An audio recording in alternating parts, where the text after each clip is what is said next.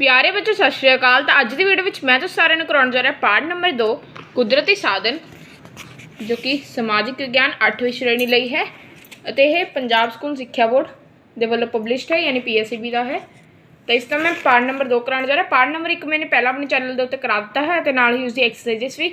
इस तो अगली वीडियो में मैं इस चैप्टर की एक्सरसाइज कराऊंगा, पर अज की वीडियो लंबी हो जाएगी, इसलिए मैं इस वीडियो में इसकी एक्सरसाइज नहीं करावांगा। इस वीडियो मैं ये फुल चैप्टर की रीडिंग भी करावांगा और समझावांगा भी। तो चलो हुण आपां शुरू कर लेने हाँ।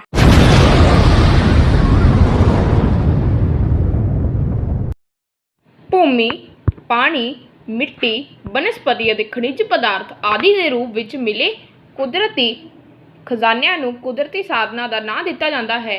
यह साधन किसी देश की अर्थव्यवस्था की रीढ़ की हड्डी अखवाते हैं। यह साधन किसी देश की ताकत और खुशहाली का आधार मन्ने जाते हैं। इस पुस्तक में असी इन्हां कुदरती साधनों को हेठ लिखे सिरलेखा अधीन पढ़ांगे।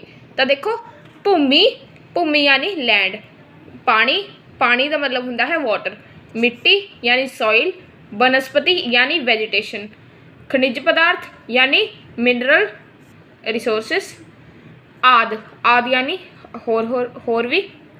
यह वो रूप हैं जो कि कुदरती खजाने ही होंदे हैं, क्योंकि इन्हों कुदरती साधनों का नाम दिता जाता है।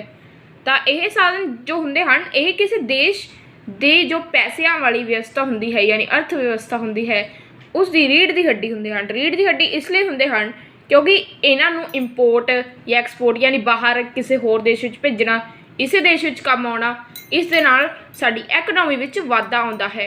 यह साधन किसी देश की ताकत और खुशहाली यानी जे किसी देश की ताकत है और उसदे विच खुशहाली भी है तो वह इन्हां साधनों कारण बहुत ही परसेंटेज वध है। तो इस पुस्तक जो यह पुस्तक है इस विच कुदरती साधन इन्हां जो 6 तरीके हैं यानी 6 पार्ट हैं इन्हों समझा जाएगा। तो चलो आप शुरू करते हाँ। भूमि साधन जिसनों आप लैंड रिसोर्स भी कहते हाँ, मिट्टी साधन जिसनों आप सॉइल रिसोर्स भी कहते हाँ, पानी साधन जिसनों आप वाटर रिसोर्स भी कहते हाँ, कुदरती वनस्पति जिसनों आप नैचुरल वेजिटेशन कहते हाँ, जंगली जीव जिसनों वाइल्ड लाइफ कहते हाँ, खनिज तो शक्ति साधन जिसनों मिनरल एंड एनर्जी रिसोर्सिस कहते हैं। सब तो पहला भूमि साधन। समय के आरंभ तो ही मनुख अपन लोड़ां वास्ते भूमि नूं वरतदा आ रहा है। इस दी वरतों आदमी के जीवन में वडमूला स्थान रखती है। इंसान इस भूमि ते ही रहिंदा है अते अपने होर सारिया क्रियावां करता है। आदमी अपन बहुत सारिया लोड़ां दी पूर्ति लई भूमि ते निर्भर करता है। इस भूमि नूं मनुख अपनी आर्थिक जां सभ्याचारक क्रियावां वास्ते वरतों विच लिआउंदा है। तो देखो, जब तो ही समा आरंभ होया है उस तो ही मनुख नूं भूमि की बहुत ही ज़्यादा लोड़ पई है, चाहे उसनूं यह खेती लई लोड़ पई होवे, चाहे उसनूं अपने पूरे जीवन दे विच जो अलग अलग टाइप की क्रियावां करता है, अलग अलग टाइप की एक्टिविटीज़ करता है उस दे लई। अते आदमी जो है यानी इंसान जो है वो अपने बहुत सारे लोड़ा सिर्फ और सिर्फ भूमि तो ही पूरियां करता है। तो देखो, जो यह भूमि होंदी है उस दे नाल मनुख अपनी आर्थिक भी और सभ्याचारिक क्रियावां यानी सभ्याचारिक क्रियावां का मतलब कि जो अपनी सभ्याचारिक एक्टिविटीज़ हो रही हैं वह भी वरतों विच लिआउंदा है। साडी धरती का लगभग 29% हिस्सा भूमि और 71% हिस्सा पानी है। यह 29% भूमि या जमीन अगों कोई धरातली वर्गां जिही जिवें कि पहाड़, पठार, मैदान आदि विच वंडी हुई है। मनुख दी आर्थिक क्रियावां धरातली रूप के अनुसार बदलदियां हन। संसार के पर्वती भाग मनुख के रहन वास्ते ज़्यादा ढुकवें नहीं हैं। दूजे पासे मैदानां विच बहुत संघनी वसों मिलती है क्योंकि इत्थे मनुख नूं लोड़ींदियां लगभग सारिया सहूलतां मुहैया हो सकदियां हैं। तो देखो, 29% यानी 29% जो हिस्सा है पूरे अपने अर्थ का यानी अपनी धरती का वह सिर्फ और सिर्फ भूमि है। और जो बचा हुआ 71% है उस दे विच पानी ही भरिया होया है। अलग अलग सीज हैं, अलग अलग ओशन हैं, अलग अलग रिवर आदि। तो यह जो 29% भूमि भी है उस दे विच भी बहुत सारे अलग अलग टाइप रहते हैं जिवें कि पहाड़, पठार, मैदान आदि। पर सब तो ज़्यादा जो यानी जिस दे विच देखा जाता है वह होंदा है मैदान। मैदान दे विच लोकां द्वारा इसलिए रहा जाता है क्योंकि उत्थे मनुख दी सारी लोड़ पूरी हो सकती है। ਅਤੇ ਜੇ ਕੋਈ ਬੰਦਾ ਪਹਾੜ ਜਾਂ ਪਠਾਰ 'ਤੇ ਰਹੇਗਾ ਤਾਂ ਉੱਥੇ ਉਸ ਦੀਆਂ ਸਾਰੀਆਂ ਸਹੂਲਤਾਂ ਨਹੀਂ ਪੂਰੀਆਂ ਹੋ ਸਕਦੀਆਂ। ਅੱਗੇ ਭਾਰਤ ਦੇਸ਼ ਦੀ ਗਿਣਤੀ ਵੱਡੇ ਦੇਸ਼ਾਂ ਵਿੱਚ ਹੁੰਦੀ ਹੈ। ਇਸ ਦਾ ਲੰਬਾ ਚੌੜਾ ਆਕਾਰ ਹੀ ਇਸ ਦਾ ਇੱਕ ਮਹੱਤਵਪੂਰਨ ਸਾਧਨ ਹੈ। ਇਸ ਦਾ ਖੇਤਰਫਲ 32,87,782 वर्ग किलोमीटर है। ਭਾਰਤ ਦਾ ਲਗਭਗ 30% ਹਿੱਸਾ ਪਹਾੜੀ ਹੈ। ਇਹਨਾਂ ਪਹਾੜਾਂ ਨੂੰ ਸਾਧਨਾਂ ਦਾ ਭੰਡਾਰ ਵੀ ਕਿਹਾ ਜਾਂਦਾ ਹੈ, ਇਹ ਸੁੰਦਰਤਾ ਦੇ ਪੱਖ ਤੋਂ ਵੀ। ਤਾਂ ਦੇਖੋ ਹਜੇ ਤੱਕ ਮੈਂ ਇੱਥੇ ਤੱਕ ਹੀ ਸਮਝਾਉਣਾ ਹੈ, ਕਹਿੰਦੇ ਹਨ ਤੱਕ। ਤਾਂ ਇੱਥੇ ਤੱਕ ਕੀ ਹੈ ਕਿ ਭਾਰਤ ਦੇਸ਼ ਦਾ ਜੋ ਗਿਣਤੀ ਹੁੰਦੀ ਹੈ ਉਹ ਬਹੁਤ ਹੀ ਵੱਡੇ ਦੇਸ਼ਾਂ ਵਿੱਚ ਹੁੰਦੀ ਹੈ। ਇਹ ਜੋ ਇਸ ਦਾ ਆਕਾਰ ਬਹੁਤ ਹੀ ਲੰਬਾ ਚੌੜਾ ਹੈ ਅਤੇ ਇਸ ਵਿੱਚ 32,87,782 वर्ग किलोमीटर यानी किलोमीटर ਦੇ ਆਪਾਂ ਜੇ ਸਕੇਅਰ ਕਰੀਏ, ਇੱਕ ਏਰੀਆ ਕਿਲੋਮੀਟਰ ਲੈ ਲਈਏ, ਉਹ ਵੀ ਇੱਕ ਸਕੇਅਰ ਦੇ ਫਾਰਮ ਦੇ ਵਿੱਚ, ਤਾਂ ਉਹ ਇੰਨੇ ਜ਼ਿਆਦਾ ਸਕੇਅਰ ਬਣ ਸਕਦੇ ਹਨ। ਤਾਂ ਭਾਰਤ ਦਾ ਜਿਹੜਾ ਲਗਭਗ 30% ਹੈ ਉਹ ਪਹਾੜ ਹਨ ਅਤੇ ਬਚਿਆ ਹੋਇਆ ਅਲੱਗ-ਅਲੱਗ ਪਠਾਰ ਅਤੇ ਹੋਰ ਵੀ ਅਲੱਗ-ਅਲੱਗ ਆਪਣੇ ਜਿਵੇਂ ਕਿ ਮੈਦਾਨ ਹੁੰਦੇ ਹਨ ਉਹਨਾਂ ਵਿੱਚ ਆ ਜਾਂਦਾ ਹੈ। ਦੇਸ਼ ਲਈ ਮਹੱਤਵਪੂਰਨ ਹੈ। ਤਾਂ ਇਸ ਲਾਈਨ ਦਾ ਮਤਲਬ ਹੈ ਕਿ ਜੇ ਆਪਾਂ ਸੁੰਦਰਤਾ ਦੇਖੀਏ ਭਾਰਤ ਦੇਸ਼ ਦੀ ਤਾਂ ਉਹ ਵੀ ਬਹੁਤ ਹੀ ਮਹੱਤਵਪੂਰਨ ਹੈ। ਪਠਾਰ ਕੁੱਲ ਖੇਤਰਫਲ ਦਾ ਲਗਭਗ 27% ਹਿੱਸਾ ਹੈ। 27% ਹਿੱਸਾ ਪਠਾਰ ਹੈ ਅਤੇ ਇਹਨਾਂ ਪਠਾਰਾਂ ਤੋਂ ਵੀ ਸਾਨੂੰ ਕਈ ਤਰ੍ਹਾਂ ਦੇ ਖਣਿਜ ਪਦਾਰਥ ਪ੍ਰਾਪਤ ਹੁੰਦੇ ਹਨ। ਇਹਨਾਂ 'ਤੇ ਖੇਤੀ ਵੀ ਕੀਤੀ ਜਾਂਦੀ ਹੈ। ਤਾਂ ਜੋ ਪਠਾਰ ਹੁੰਦੇ ਹਨ ਉਹਨਾਂ 'ਤੇ ਖੇਤੀ ਵੀ ਕੀਤੀ ਜਾਂਦੀ ਹੈ ਅਤੇ ਇਹਨਾਂ ਤੋਂ ਕਈ ਖਣਿਜ ਪਦਾਰਥ ਯਾਨੀ ਮਿਨਰਲ ਰਿਸੋਰਸਿਸ ਆਪਾਂ ਨੂੰ ਮਿਲਦੇ ਹਨ। ਅੱਗੇ ਹੈ ਮੈਦਾਨ। ਖੇਤੀ ਯੋਗ ਅਤੇ ਸੰਘਣੀ ਵਸੋਂ ਵਾਲੇ ਖੇਤਰ ਹੁੰਦੇ ਹਨ। ਭਾਰਤ ਦੇ ਕੁੱਲ ਖੇਤਰਫਲ ਦਾ 43% ਭਾਗ ਮੈਦਾਨੀ ਹੈ। ਮੈਦਾਨ ਮਨੁੱਖ ਦੀਆਂ ਅਨੇਕਾਂ ਹੀ ਲੋੜਾਂ ਪੂਰੀਆਂ ਕਰਦਾ ਹੈ। ਖੇਤੀਬਾੜੀ ਅਤੇ ਬਨਸਪਤੀ ਦੇ ਪੱਖੋਂ ਮੈਦਾਨੀ ਭੂਮੀ ਬਹੁਤ ਹੀ ਕੀਮਤੀ ਮੰਨੀ ਜਾਂਦੀ ਹੈ। ਖੇਤੀਬਾੜੀ ਨੂੰ ਭਾਵੇਂ ਹੋਰ ਅਨੇਕਾਂ ਹੀ ਤੱਤ ਪ੍ਰਭਾਵਿਤ ਕਰਦੇ ਹਨ, ਪਰੰਤੂ ਭੂਮੀ ਇੱਕ ਮੁੱਢਲੀ ਅਤੇ ਮਹੱਤਵਪੂਰਨ ਭੂਮਿਕਾ ਨਿਭਾਉਂਦੀ ਹੈ। ਤਾਂ ਦੇਖੋ ਜੋ ਖੇਤੀ ਯੋਗ ਹੁੰਦੇ ਹਨ ਅਤੇ ਸੰਘਣੀ ਵਸਣ ਵਾਲੀ ਯਾਨੀ ਜਿੱਥੇ ਬਹੁਤ ਹੀ ਜ਼ਿਆਦਾ ਲੋਕ ਰਹਿੰਦੇ ਹਨ, ਉਹ ਸਿਰਫ ਅਤੇ ਸਿਰਫ ਮੈਦਾਨ ਹੁੰਦੇ ਹਨ, ਕਿਉਂਕਿ ਮੈਦਾਨ ਦੇ ਵਿੱਚ ਹਰ ਇੱਕ ਟਾਈਪ ਦੀ ਰਿਸੋਰਸਿਸ ਦੀ ਪੂਰਨਤਾ ਹੋ ਸਕਦੀ ਹੈ। ਤਾਂ ਜਿਵੇਂ ਕਿ ਭਾਰਤ ਦਾ ਕੁੱਲ ਜੋ ਖੇਤਰਫਲ ਹੈ ਉਸ ਦਾ ਸਿਰਫ ਅਤੇ ਸਿਰਫ 43% ਹੀ ਮੈਦਾਨ ਹੈ। ਤਾਂ ਮੈਦਾਨ ਇੰਨਾ ਜ਼ਿਆਦਾ ਇਸ ਲਈ ਹੈ ਕਿਉਂਕਿ ਇੱਥੇ ਲੋਕ ਰਹਿੰਦੇ ਹਨ ਅਤੇ ਜੋ ਪਠਾਰ ਵੀ ਹਨ ਉਹ ਵੀ ਹੌਲੀ ਹੌਲੀ ਮੈਦਾਨਾਂ ਵਿੱਚ ਤਬਦੀਲ ਹੋ ਜਾਂਦੇ ਹਨ। ਤਾਂ ਮੈਦਾਨ ਜੋ ਹੁੰਦੇ ਹਨ ਉਹ ਮਨੁੱਖ ਦੀਆਂ ਸਾਰੀਆਂ ਲੋੜਾਂ ਪੂਰੇ ਕਰ ਸਕਦੇ ਹਨ ਅਤੇ ਖੇਤੀਬਾੜੀ ਅਤੇ ਬਨਸਪਤੀ ਅਤੇ ਯਾਨੀ ਵੈਜੀਟੇਸ਼ਨ ਅਤੇ ਆਪਣੀ ਖੇਤੀਬਾੜੀ ਦੇ ਪੱਖੋਂ ਵੀ ਮੈਦਾਨੀ ਭੂਮੀ ਬਹੁਤ ਹੀ ਕੀਮਤੀ ਮੰਨੀ ਜਾਂਦੀ ਹੈ। ਤਾਂ ਦੇਖੋ ਮੈਦਾਨ ਦਾ ਮਤਲਬ ਇਹ ਨਹੀਂ ਹੁੰਦਾ ਕਿ ਜੋ ਆਪਣਾ ਜਿਸ ਮੈਦਾਨ ਵਿੱਚ ਆਪਾਂ ਖੇਡਦੇ ਹਾਂ, ਮੈਦਾਨ ਦਾ ਮਤਲਬ ਹੁੰਦਾ ਹੈ ਕਿ ਉਹ ਬਿਲਕੁਲ ਹੀ ਪਲੇਨ ਹੈ। ਤਾਂ ਦੇਖੋ ਅੱਗੇ ਜਿੱਥੇ ਜਿਵੇਂ ਆਪਾਂ ਰਹਿੰਦੇ ਹਾਂ, ਆਪਾਂ ਪੰਜਾਬ ਵਿੱਚ ਰਹਿੰਦੇ ਹਾਂ, ਤਾਂ ਪੰਜਾਬ ਵਿੱਚ ਜੋ ਪਹਾੜੀ ਖੇਤਰ ਹੈ ਉਹ ਘੱਟ ਹੈ ਅਤੇ ਪਠਾਰ ਖੇਤਰ ਵੀ ਥੋੜ੍ਹਾ ਜਿਹਾ ਘੱਟ ਹੈ। ਆਪਾਂ ਜ਼ਿਆਦਾਤਰ ਇੱਥੇ ਪਲੇਨਸ ਯਾਨੀ ਮੈਦਾਨ ਖੇਤਰ ਵਿੱਚ ਹੀ ਰਹਿੰਦੇ ਹਾਂ ਅਤੇ ਇੱਥੇ ਜ਼ਿਆਦਾ ਖੇਤੀਬਾੜੀ ਹੁੰਦੀ ਹੈ। ਭੂਮੀ ਦੀ ਵਰਤੋਂ ਯਾਨੀ ਲੈਂਡ ਯੂਜ਼। ਭੂਮੀ ਦੀ ਵਰਤੋਂ ਕਈ ਤਰ੍ਹਾਂ ਨਾਲ ਕੀਤੀ ਜਾਂਦੀ ਹੈ। ਭਾਰਤ ਵਿੱਚ ਭੂਮੀ ਦੀ ਵਰਤੋਂ ਨੂੰ ਹੇਠਾਂ ਦਿੱਤੇ ਅਨੁਸਾਰ ਵਰਗੀਕ੍ਰਿਤ ਕੀਤਾ ਜਾਂਦਾ ਹੈ। ਤਾਂ ਦੇਖੋ ਭੂਮੀ ਦੀ ਵਰਤੋਂ ਕਈ ਤਰ੍ਹਾਂ ਨਾਲ ਕੀਤੀ ਜਾਂਦੀ ਹੈ। ਤਾਂ ਭੂਮੀ ਜੋ ਨੀਚੇ ਇਹ ਦਿੱਤਾ ਗਿਆ ਹੈ ਵਰਗੀਕ੍ਰਿਤ ਯਾਨੀ ਇਸ ਨੂੰ ਆਪਾਂ ਫਲੋ ਚਾਰਟ ਵੀ ਕਹਿੰਦੇ ਹਾਂ, ਇਸ 'ਤੇ ਵਾਂਗ ਹੁੰਦੀ ਹੈ। ਤਾਂ ਦੇਖੋ ਸਤਲ ਲੈਂਡ ਯੂਜ਼ ਲਈ ਜੰਗਲਾਂ ਹੇਠ ਭੂਮੀ ਜੋ ਲੈਂਡ ਅੰਡਰ ਫੋਰੈਸਟ ਹੁੰਦੇ ਹਨ, ਬਜਾਈ ਹੇਠ ਭੂਮੀ ਯਾਨੀ ਨੈਟ ਸੋਨ ਏਰੀਆ ਅਤੇ ਗੈਰ ਖੇਤੀ ਭੂਮੀ land not available for cultivation ਖੇਤੀ ਤੋਂ ਬਿਨਾਂ ਛੱਡੀ ਹੋਈ ਭੂਮੀ ਫੈਲੋ ਲੈਂਡ ਖੇਤੀ ਯੋਗ ਪਰੰਤੂ ਵਿਅਰਥ ਭੂਮੀ ਕਲਟੀਵੇਬਲ ਵੇਸਟ ਲੈਂਡ। ਅੱਗੇ ਚਰਾਗਾਹਾਂ ਅਤੇ ਦਰਖਤਾਂ ਹੇਠ ਭੂਮੀ ਲੈਂਡ ਅੰਡਰ ਪੇਸਟਰਸ ਐਂਡ ਪਲਾਂਟਸ। ਤਾਂ ਅੱਗੇ ਭਾਰਤ ਦੇ ਕੁੱਲ ਖੇਤਰਫਲ ਦਾ 22.2% ਹਿੱਸਾ ਜੰਗਲਾਂ ਹੇਠ ਹੈ। ਤਾਂ 22.2% ਜੋ ਹੈ ਉਹ ਜੰਗਲਾਂ ਹੇਠ ਹੈ ਯਾਨੀ ਇਹ ਜੰਗਲ ਵਾਲਾ ਹੈ ਅਤੇ ਭਾਰਤ ਵਰਗੇ ਸੰਘਣੀ ਆਬਾਦੀ ਵਾਲੇ ਦੇਸ਼ ਲਈ ਇਹ ਰਕਬਾ 33% ਹੋਣਾ ਚਾਹੀਦਾ ਹੈ। ਤਾਂ ਇਸ ਨੂੰ ਆਪਾਂ ਇਹ ਜੋ ਹੈ ਯਾਨੀ 22.2 ਯਾਨੀ ਜਿਸ ਨੂੰ ਆਪਾਂ 23% ਵੀ ਕਹਿ ਸਕਦੇ ਹਾਂ, ਇਹ ਟੋਟਲ 33% ਹੋਣਾ ਚਾਹੀਦਾ ਹੈ ਯਾਨੀ ਇਸ ਦੇ ਵਿੱਚ ਆਪਾਂ ਨੂੰ 10% ਹੋਰ ਵੀ ਹੋਣਾ ਚਾਹੀਦਾ ਹੈ। ਪਰ ਜਿਵੇਂ ਆਪਾਂ ਪੇੜ ਪੌਦੇ ਕੱਟੀ ਜਾਂਦੇ ਹਾਂ ਕਿ ਜਿਵੇਂ ਇਸ ਲਈ ਦੇਸ਼ ਵਿੱਚ ਬਹੁਤ ਵੱਡੇ ਪੱਧਰ 'ਤੇ ਦਰਖਤ ਉਗਾਉਣੇ ਚਾਹੀਦੇ ਹਨ, ਆਪਾਂ ਨੂੰ ਬਹੁਤ ਸਾਰੇ ਦਰਖਤ ਉਗਾਉਣੇ ਚਾਹੀਦੇ ਹਨ ਅਤੇ ਜੰਗਲਾਂ ਦੀ ਕਟਾਈ 'ਤੇ ਸਖਤ ਰੋਕ ਲਗਾਉਣੀ ਚਾਹੀਦੀ ਹੈ। ਤਾਂ ਦੇਖੋ, ਜੇ ਤੁਹਾਨੂੰ ਇਹ ਪੂਰਾ ਪਾਈ ਚਾਰਟ ਦੇਖਣਾ ਹੈ ਤਾਂ ਤੁਸੀਂ ਹੁਣ ਸਕਰੀਨਸ਼ਾਟ ਲੈ ਕੇ ਦੇਖ ਸਕਦੇ ਹੋ ਜਾਂ ਹੁਣ ਵੀਡੀਓ ਨੂੰ ਪੌਜ਼ ਕਰਕੇ ਦੇਖ ਸਕਦੇ ਹੋ। ਤਾਂ ਦੇਖੋ, ਬਿਜਾਈ ਹੇਠ ਭੂਮੀ ਹੈ ਕਿ ਇਹ ਹੈ ਪਰਪਲ ਰੰਗ ਦੀ, ਤਾਂ ਇਹ ਭਾਰਤ ਦਾ 46% ਪਰਪਲ ਰੰਗ ਦਾ ਯਾਨੀ ਬਿਜਾਈ ਹੇਠ ਭੂਮੀ ਹੈ। ਜੰਗਲਾਂ ਹੇਠ ਹੈ 23% ਬਰਾਊਨ ਕਲਰ ਦੀ, ਗੈਰ ਖੇਤੀ ਭੂਮੀ ਯੈਲੋ ਕਲਰ ਦੀ 14% ਅਤੇ ਚਰਾਗਾਹਾਂ ਅਤੇ ਦਰਖਤਾਂ ਹੇਠ ਭੂਮੀ ਬਲੂ ਕਲਰ ਦੀ 4% ਅਤੇ ਖੇਤੀਯੋਗ ਪਰੰਤੂ ਵਿਅਰਥ ਭੂਮੀ ਉਹ ਹੈ 5%। ਖੇਤੀ ਤੋਂ ਬਿਨਾਂ ਛੱਡੀ ਹੋਈ ਭੂਮੀ ਉਹ ਹੈ 8%। ਤਾਂ ਅਗਲੇ ਪੇਜ ਉੱਤੇ ਇਹ ਮੈਪ ਦਿੱਤਾ ਗਿਆ ਜਿਸ ਵਿੱਚ ਭਾਰਤ ਭੂ ਵਰਤੋਂ ਕਿਲੋਮੀਟਰ, ਇੱਥੇ ਤੁਸੀਂ ਦੇਖ ਸਕਦੇ ਹੋ 200 100 ਇੰਚ। ਤਾਂ ਇੱਥੇ ਕਲਰ ਵੀ ਦਿੱਤੇ ਹੋਏ ਹਨ ਸਭ ਤੋਂ ਜਿਵੇਂ ਕਿ ਗ੍ਰੀਨ ਕਲਰ ਹੈ, ਲਾਈਟ ਗ੍ਰੀਨ, ਲਾਈਮ ਕਲਰ ਵੀ ਜਿਸ ਤਰ੍ਹਾਂ ਆਪਾਂ ਕਹਿੰਦੇ ਹਾਂ ਖੇਤੀਯੋਗ ਭੂਮੀ। ਤਾਂ ਖੇਤੀਯੋਗ ਭੂਮੀ ਤੁਸੀਂ ਇੰਡੀਆ ਦੇ ਮੈਪ ਵਿੱਚ ਦੇਖ ਸਕਦੇ ਹੋ, ਇੱਥੇ ਹਰ ਇੱਕ ਜਿੱਥੇ ਵੀ ਲਾਈਮ ਕਲਰ ਦਾ ਹੈ, ਜਿਵੇਂ ਕਿ ਇੱਥੇ ਪੰਜਾਬ ਵਿੱਚ ਵੀ ਹੈ ਆਪਣੇ, ਤਾਂ ਇਸ ਜਗ੍ਹਾ 'ਤੇ। ਅੱਗੇ ਜੰਗਲਾਂ ਹੇਠ ਭੂਮੀ, ਤਾਂ ਜੋ ਜੰਗਲਾਂ ਹੇਠ ਭੂਮੀ ਹੈ ਉਹ ਵੀ ਤੁਸੀਂ ਦੇਖ ਸਕਦੇ ਹੋ, ਉਹ ਹੈ ਡਾਰਕ ਗ੍ਰੀਨ ਕਲਰ ਦੀ, ਅਤੇ ਇੱਧਰ ਵੀ। ਅਤੇ ਖੇਤੀਯੋਗ ਵਿਅਰਥ ਭੂਮੀ, ਜੋ ਖੇਤੀਯੋਗ ਹੈ ਪਰ ਉਹ ਵਿਅਰਥ ਹੋਏ, ਤਾਂ ਤੁਸੀਂ ਉਹ ਵੀ ਦੇਖ ਸਕਦੇ ਹੋ।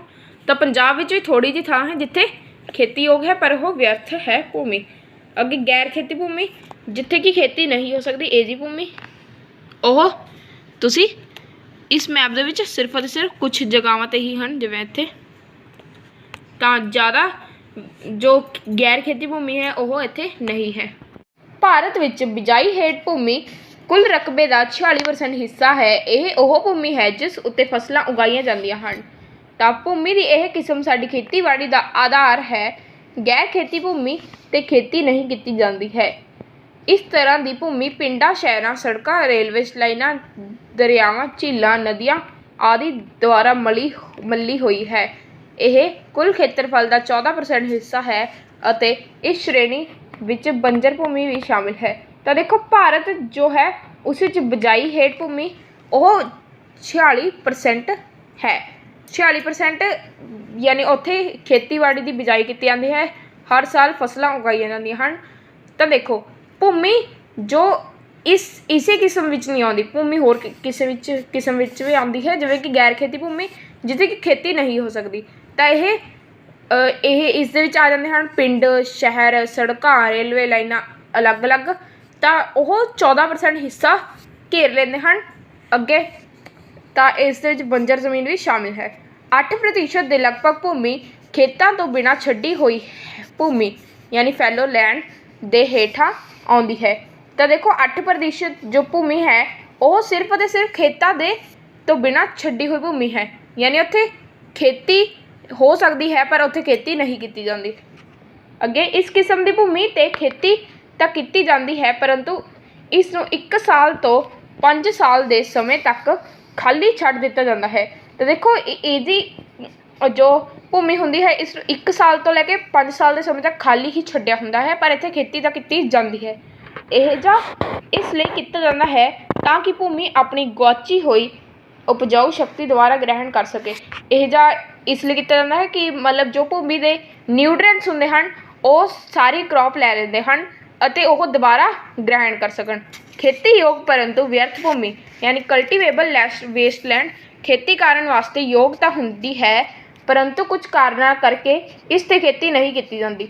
ਤਾਂ ਜੋ ਖੇਤੀਯੋਗ ਵਿਅਰਥ ਭੂਮੀ ਹੈ ਉਸ ਦੇ ਉੱਤੇ ਆਪਾਂ ਖੇਤੀ ਕਰ ਤਾਂ ਸਕਦੇ ਹਾਂ, ਪਰ ਉੱਥੇ ਕਈ ਕਾਰਨਾਂ ਲਈ ਖੇਤੀ ਨਹੀਂ ਕੀਤੀ ਜਾਂਦੀ। ਕੁਝ ਸਮਾਂ ਪਹਿਲਾਂ ਇਸ ਭੂਮੀ 'ਤੇ ਖੇਤੀ ਹੁੰਦੀ ਸੀ, ਪਰੰਤੂ ਇਸ ਨੂੰ ਪਾਣੀ ਦੀ ਘਾਟ, ਲੂਣਾ ਅਤੇ ਸ਼ੋਰੇ ਦੀ ਬਹੁਤਾਤ, ਮਿੱਟੀ ਦਾ ਰੁੜ ਜਾਣਾ, ਲੰਮੇ ਸਮੇਂ ਤੱਕ ਪਾਣੀ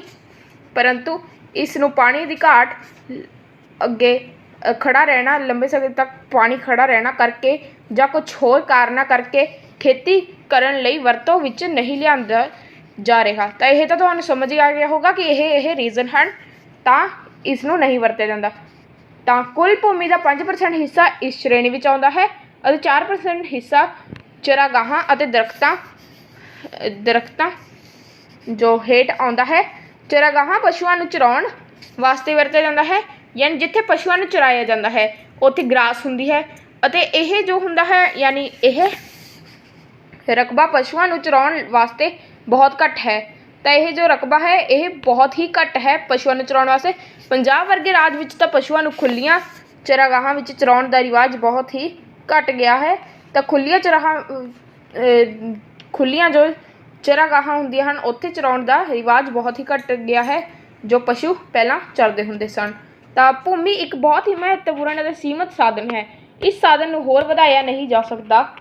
ਇਸ ਕਰਕੇ ਇਹ ਜ਼ਰੂਰੀ ਹੈ ਕਿ ਭੂਮੀ ਦੀ ਵਰਤੋਂ ਬਹੁਤ ਹੀ ਸੁਚੱਜੇ ਤਰੀਕੇ ਨਾਲ ਕੀਤੀ ਜਾਵੇ। ਤਾਂ ਭੂਮੀ ਬਹੁਤ ਹੀ ਜ਼ਰੂਰੀ ਸਾਧਨ ਹੈ ਅਤੇ ਇਸ ਨੂੰ ਆਪਾਂ ਚੰਗੀ ਤਰ੍ਹਾਂ ਯੂਜ਼ ਕਰਨਾ ਚਾਹੀਦਾ ਹੈ ਕਿਉਂਕਿ ਇਹ ਦੁਬਾਰਾ ਹੋਰ ਨਹੀਂ ਵੱਧ ਸਕਦੀ। ਤਾਂ ਅੱਗੇ ਹੈ ਨੰਬਰ 2 ਮਿੱਟੀ ਸਾਧਨ ਯਾਨੀ ਸੋਇਲ ਰਿਸੋਰਸਿਸ। ਪੌਦਿਆਂ ਦੇ ਉੱਗਣ ਅਤੇ ਵਾਧੇ ਵਾਸਤੇ ਮਿੱਟੀ ਇੱਕ ਬਹੁਤ ਹੀ ਮਹੱਤਵਪੂਰਨ ਤੱਤ ਹੈ।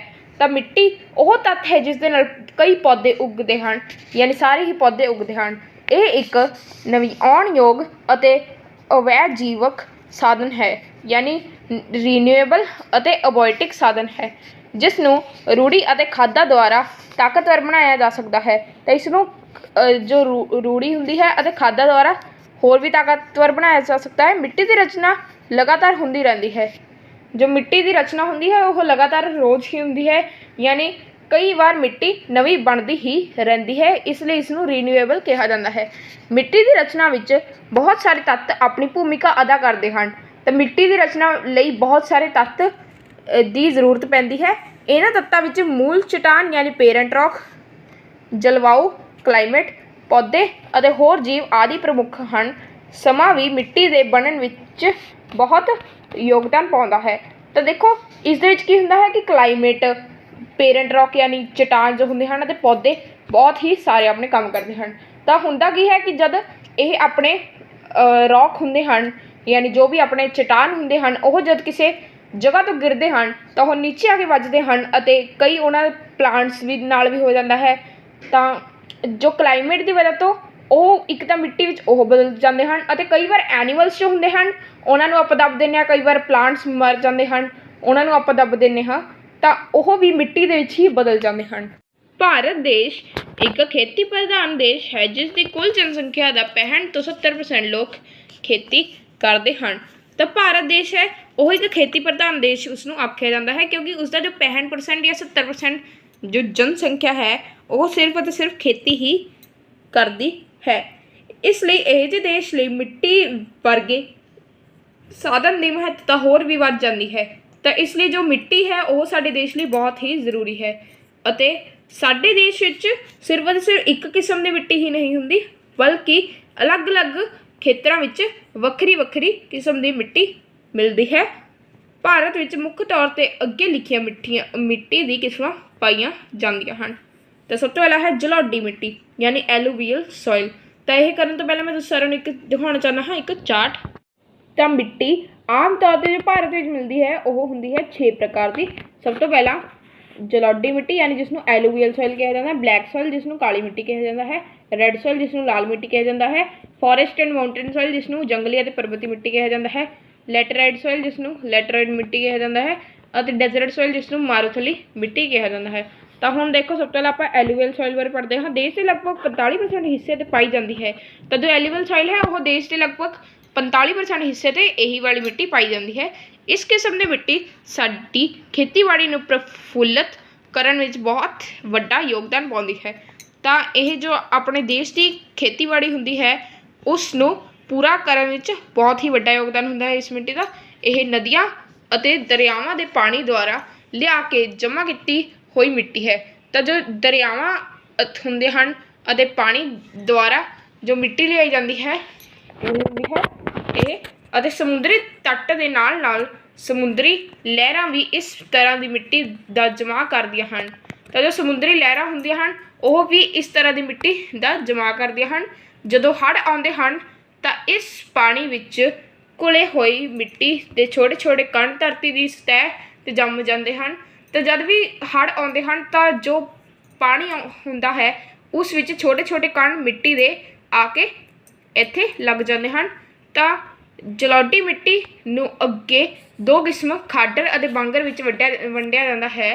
ਤਾਂ ਖਾਡਰ ਨਵੀਂ ਜੰਮੀ ਹੋਈ ਅਤੇ ਬਾਂਗਰ ਪੁਰਾਣੀ ਜੰਮੀ ਹੋਈ ਮਿੱਟੀ ਨੂੰ ਕਿਹਾ ਜਾਂਦਾ ਹੈ।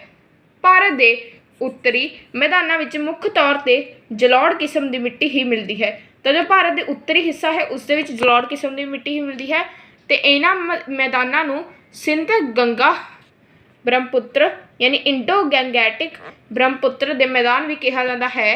ਇਹਨਾਂ ਮੈਦਾਨਾਂ ਦੀ ਰਚਨਾ ਉੱਤਰੀ ਭਾਰਤ ਤੋਂ ਆਉਂਦੇ ਤਿੰਨ ਮੁੱਖ ਦਰਿਆ ਸਿੰਧ ਗੰਗਾ ਅਤੇ ਬ੍ਰਹਮਪੁੱਤਰ ਅਤੇ ਇਹਨਾਂ ਦੀਆਂ ਸਹਾਇਕ ਨਦੀਆਂ ਦੁਆਰਾ ਕੀਤੀ ਗਈ ਹੈ।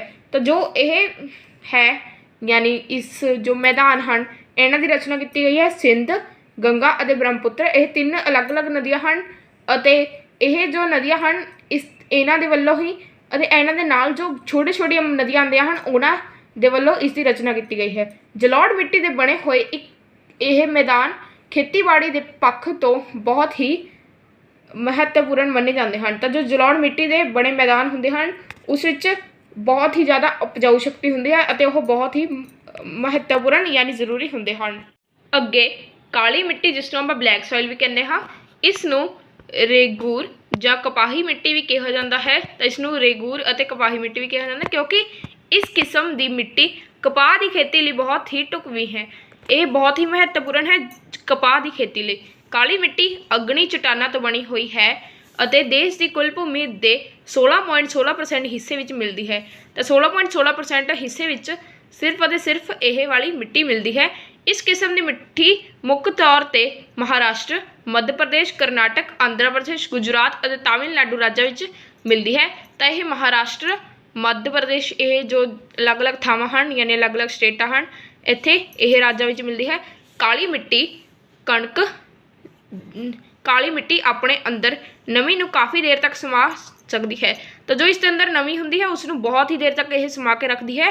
ਇਹ ਉਪਜਾਊ ਸੁਭਾਅ ਦੀ ਮਿੱਟੀ ਹੈ ਯਾਨੀ ਇਹ ਉਪਜਾਊ ਹੁੰਦੀ ਹੈ ਅਤੇ ਕਪਾਹ, ਕਣਕ, ਜਵਾਰ, ਅਲਸੀ, ਤੰਬਾਕੂ, ਸੂਰਜਮੁਖੀ ਆਦਿ ਫਸਲਾਂ ਇਸ ਤਰ੍ਹਾਂ ਦੀ ਮਿੱਟੀ 'ਤੇ ਉਗਾਈਆਂ ਜਾ ਸਕਦੀਆਂ ਹਨ।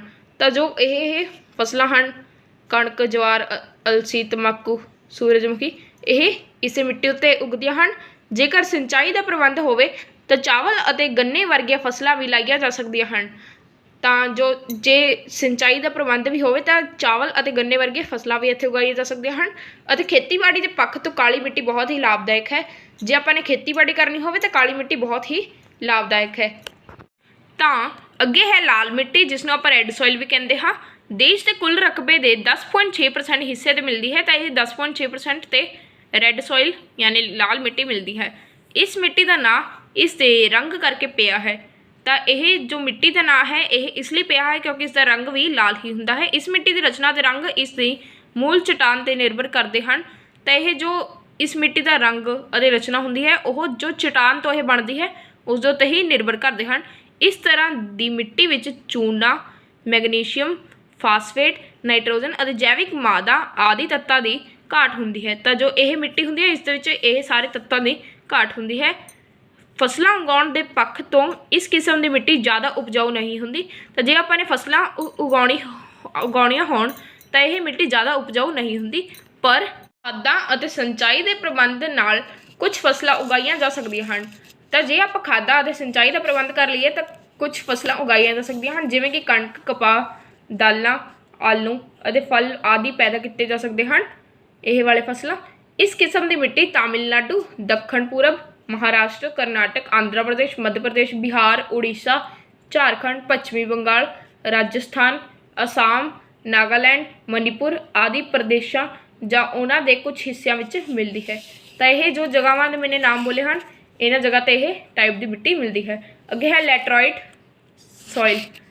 ਤਾਂ ਇਹ ਮਿੱਟੀ 90% ਤੋਂ ਲੈ ਕੇ 100% ਤੱਕ ਲੋਹ ਤੱਤ, ਐਲੂਮੀਨੀਅਮ, ਟਾਈਟੇਨੀਅਮ ਅਤੇ ਮੈਗਨੀਸ ਦੇ ਆਕਸਾਈਡਸ ਤੋਂ ਬਣੀ ਹੁੰਦੀ ਹੈ। ਤਾਂ ਇਹ ਇਹਨਾਂ ਚੀਜ਼ਾਂ ਦੇ ਆਕਸਾਈਡਸ ਤੋਂ ਬਣੀ ਹੁੰਦੀ ਹੈ। ਆਮ ਤੌਰ 'ਤੇ ਮੰਨਿਆ ਜਾਂਦਾ ਹੈ ਕਿ ਇਸ ਕਿਸਮ ਦੀ ਮਿੱਟੀ ਉੱਤੇ ਤਾਪਮਾਨ ਅਤੇ ਜ਼ਿਆਦਾ ਵਰਖਾ ਵਾਲੇ ਖੇਤਰਾਂ ਵਿੱਚ ਪਾਈ ਜਾਂਦੀ ਹੈ। ਤਾਂ ਜਿੱਥੇ ਜ਼ਿਆਦਾ ਤਾਪਮਾਨ ਹੋਵੇ ਅਤੇ ਜ਼ਿਆਦਾ ਵਰਖਾ ਹੋਵੇ ਉਸੇ ਜਗ੍ਹਾ 'ਤੇ ਇਹ ਪਾਈ ਜਾਂਦੀ ਹੈ। ਜਿਵੇਂ ਕਿ ਟ੍ਰੋਪੀਕਲ ਡਿਸੀਡੀਅਸ ਵਾਲੇ ਹਿੱਸਿਆਂ ਵਿੱਚ ਵਰਖਾ ਕਾਰਨ ਇਸ ਦੇ ਉਪਜਾਊ ਤੱਤ ਧਰਤੀ ਦੀਆਂ ਹੇਠਲੀਆਂ ਤਹਿਾਂ ਵਿੱਚ ਚਲੇ ਜਾਂਦੇ ਹਨ। ਤਾਂ ਜੋ ਇਸਦੇ ਉਪਜਾਊ ਤੱਤ ਹੁੰਦੇ ਹਨ ਉਹ ਧਰਤੀ ਦੇ ਨੀਚੇ ਚਲੇ ਜਾਂਦੇ ਹਨ ਥੋੜ੍ਹੇ ਜਿਹੇ, ਅਤੇ ਆਕਸਾਈਡ ਧਰਤੀ ਦੇ ਉੱਪਰ ਆ ਜਾਂਦੇ ਹਨ।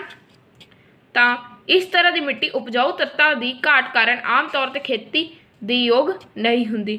ਤਾਂ ਜੋ ਇਹ ਹੁੰਦੀ ਹੈ ਕਿ ਇਸ ਤਰ੍ਹਾਂ ਦੀ ਜੋ ਮਿੱਟੀ ਹੁੰਦੀ ਹੈ ਉਪਜਾਊ ਤੱਤਾਂ ਦੀ ਘਾਟ ਇਸ ਦੇ ਵਿੱਚ ਹੁੰਦੀ ਹੈ, ਇਸ ਲਈ ਇਹ ਖੇਤੀ ਲਈ ਯੋਗ ਨਹੀਂ ਹੁੰਦੀ। ਪਰੰਤੂ ਖਾਦਾਂ ਦੀ ਵਰਤੋਂ ਅਤੇ ਸਿੰਚਾਈ ਸਹੂਲਤਾਂ ਦੇ ਜੇ ਆਪਾਂ ਕਰਾ ਲਈਏ ਤਾਂ ਇਸ ਵਿੱਚ ਚਾਹ, ਕੌਫੀ, ਰਬੜ ਅਤੇ ਨਾਰੀਅਲ ਵਗੈਰਾ ਦੀ ਫਸਲਾਂ ਪੈਦਾ ਕੀਤੀਆਂ ਜਾ ਸਕਦੀਆਂ ਹਨ। ਲੈਟਰਾਈਟ ਸਾਇਲ ਦੇਸ਼ ਦੇ ਕੁੱਲ ਭੂਮੀ ਰਕਬੇ ਦੇ 7.5% ਹਿੱਸੇ 'ਤੇ ਮੌਜੂਦ ਹੈ ਅਤੇ ਪੂਰਬੀ ਘਾਟ, ਪੱਛਮੀ ਘਾਟ, ਰਾਜ ਮਹਿਲ ਪਹਾੜੀਆਂ ਅਤੇ ਵਿੰਧੀਆਂ, ਸਤਪੁੜਾ ਅਤੇ ਮਾਲਵਾ ਪਠਾਰ ਦੇ ਇਲਾਕੇ ਵਿੱਚ ਵੀ ਮਿਲਦੀ ਹੈ। ਇਸ ਤੋਂ ਇਲਾਵਾ ਮਹਾਰਾਸ਼ਟਰ, ਆਂਧਰਾ ਪ੍ਰਦੇਸ਼, ਉੜੀਸਾ, ਕਰਨਾਟਕ, ਪੱਛਮੀ ਬੰਗਾਲ, ਕੇਰਲ, ਝਾਰਖੰਡ ਅਤੇ ਅਸਾਮ ਰਾਜਾਂ ਦੇ ਕੁਝ ਹਿੱਸਿਆਂ ਵਿੱਚ ਵੀ ਇਸ ਕਿਸਮ ਦੀ ਮਿੱਟੀ ਪਾਈ ਜਾਂਦੀ ਹੈ। ਤਾਂ ਇਹ ਜੋ ਕਿਸਮ ਦੀ ਮਿੱਟੀ ਹੁੰਦੀ ਹੈ, ਜੋ ਵੀ ਮੈंने ਜਗ੍ਹਾਵਾਂ ਬੋਲੀਆਂ ਹਨ ਉੱਥੇ ਇਹ ਮਿਲਦੀ ਹੈ। ਅੱਗੇ ਹੈ ਜੰਗਲੀ ਅਤੇ ਪਰਬਤੀ ਮਿੱਟੀ ਯਾਨੀ ਫੋਰੈਸਟ ਐਂਡ ਮਾਊਂਟੇਨ ਸੋਇਲ। ਤਾਂ ਦੇਖੋ, ਇਸ ਨੂੰ ਸਮਝਾਉਣ ਤੋਂ ਪਹਿਲਾਂ ਮੈਂ ਤੁਸੀਂ ਸਾਰਿਆਂ ਨੂੰ ਦੱਸਣਾ ਚਾਹਾਂਗਾ ਕਿ ਤੁਸੀਂ ਮੇਰੇ ਚੈਨਲ ਨੂੰ ਸਬਸਕ੍ਰਾਈਬ ਜ਼ਰੂਰ ਕਰ ਦਿਓ ਅਤੇ ਇਸ ਵੀਡੀਓ ਨੂੰ ਜ਼ਰੂਰ ਕਰ ਦਿਓ ਲਾਈਕ, ਕਿਉਂਕਿ ਇਹ ਜਿਹੀਆਂ ਵੀਡੀਓ ਬਣਾਉਣ ਲਈ ਮਿਹਨਤ ਦੀ ਬਹੁਤ ਹੀ ਲੋੜ ਪੈਂਦੀ ਹੈ ਅਤੇ ਮੈਂ ਤੁਹਾਨੂੰ ਇਹ ਸਮਝਾਉਣ ਲਈ ਮਿਹਨਤ ਕਰਦਾ ਹਾਂ। ਤਾਂ ਇੱਕ ਲਾਈਕ ਅਤੇ ਮੇਰੇ ਚੈਨਲ ਨੂੰ ਸਬਸਕ੍ਰਾਈਬ ਕਰਕੇ ਮੈਨੂੰ ਸਪੋਰਟ ਜ਼ਰੂਰ ਕਰਿਓ। ਤਾਂ ਹੁਣ ਜੰਗਲਾਂ ਅਤੇ ਪਰਬਤੀ ਢਲਾਨਾਂ 'ਤੇ ਮਿਲਦੀ ਹੈ। ਤਾਂ ਇਹ ਜੋ ਹੁੰਦੀ ਹੈ ਇਹ ਜੰਗਲਾਂ ਅਤੇ ਪਰਬਤੀ ਢਲਾਨਾਂ 'ਤੇ ਮਿਲਦੀ ਹੈ। ਇਸ ਤਰ੍ਹਾਂ ਦੀਆਂ ਮਿੱਟੀਆਂ ਵਿੱਚ ਜੈਵਿਕ ਮਾਦਾ ਜ਼ਿਆਦਾ ਹੁੰਦੀ ਹੈ, ਯਾਨੀ ਹਿਊਮਸ ਜ਼ਿਆਦਾ ਹੁੰਦੀ ਹੈ। ਇੱਥੇ ਪੂਰਬੀ ਅਤੇ ਪੱਛਮੀ ਘਾਟਾਂ 'ਤੇ ਵੀ ਇਸ ਪ੍ਰਕਾਰ ਦੀ ਮਿੱਟੀ ਮਿਲਦੀ ਹੈ। ਅਤੇ ਜੋ ਪੂਰਬੀ ਅਤੇ ਪੱਛਮੀ ਘਾਟ ਹੁੰਦੇ ਹਨ ਉੱਥੇ ਇਸ ਪ੍ਰਕਾਰ ਦੀ ਮਿੱਟੀ ਮਿਲਦੀ ਹੈ। ਇਸ ਤਰ੍ਹਾਂ ਦੀ ਮਿੱਟੀ ਵਿੱਚ ਪੋਟਾਸ਼, ਫਾਸਫੋਰਸ ਅਤੇ ਚੂਨੇ ਦੀ ਕਮੀ ਹੁੰਦੀ ਹੈ। ਫਾਸਫੋਰਸ ਅਤੇ ਚੂਨੇ ਦੀ ਇਸ ਪ੍ਰਕਾਰ ਦੀ ਮਿੱਟੀ ਵਿੱਚ ਕਮੀ ਹੁੰਦੀ ਹੈ।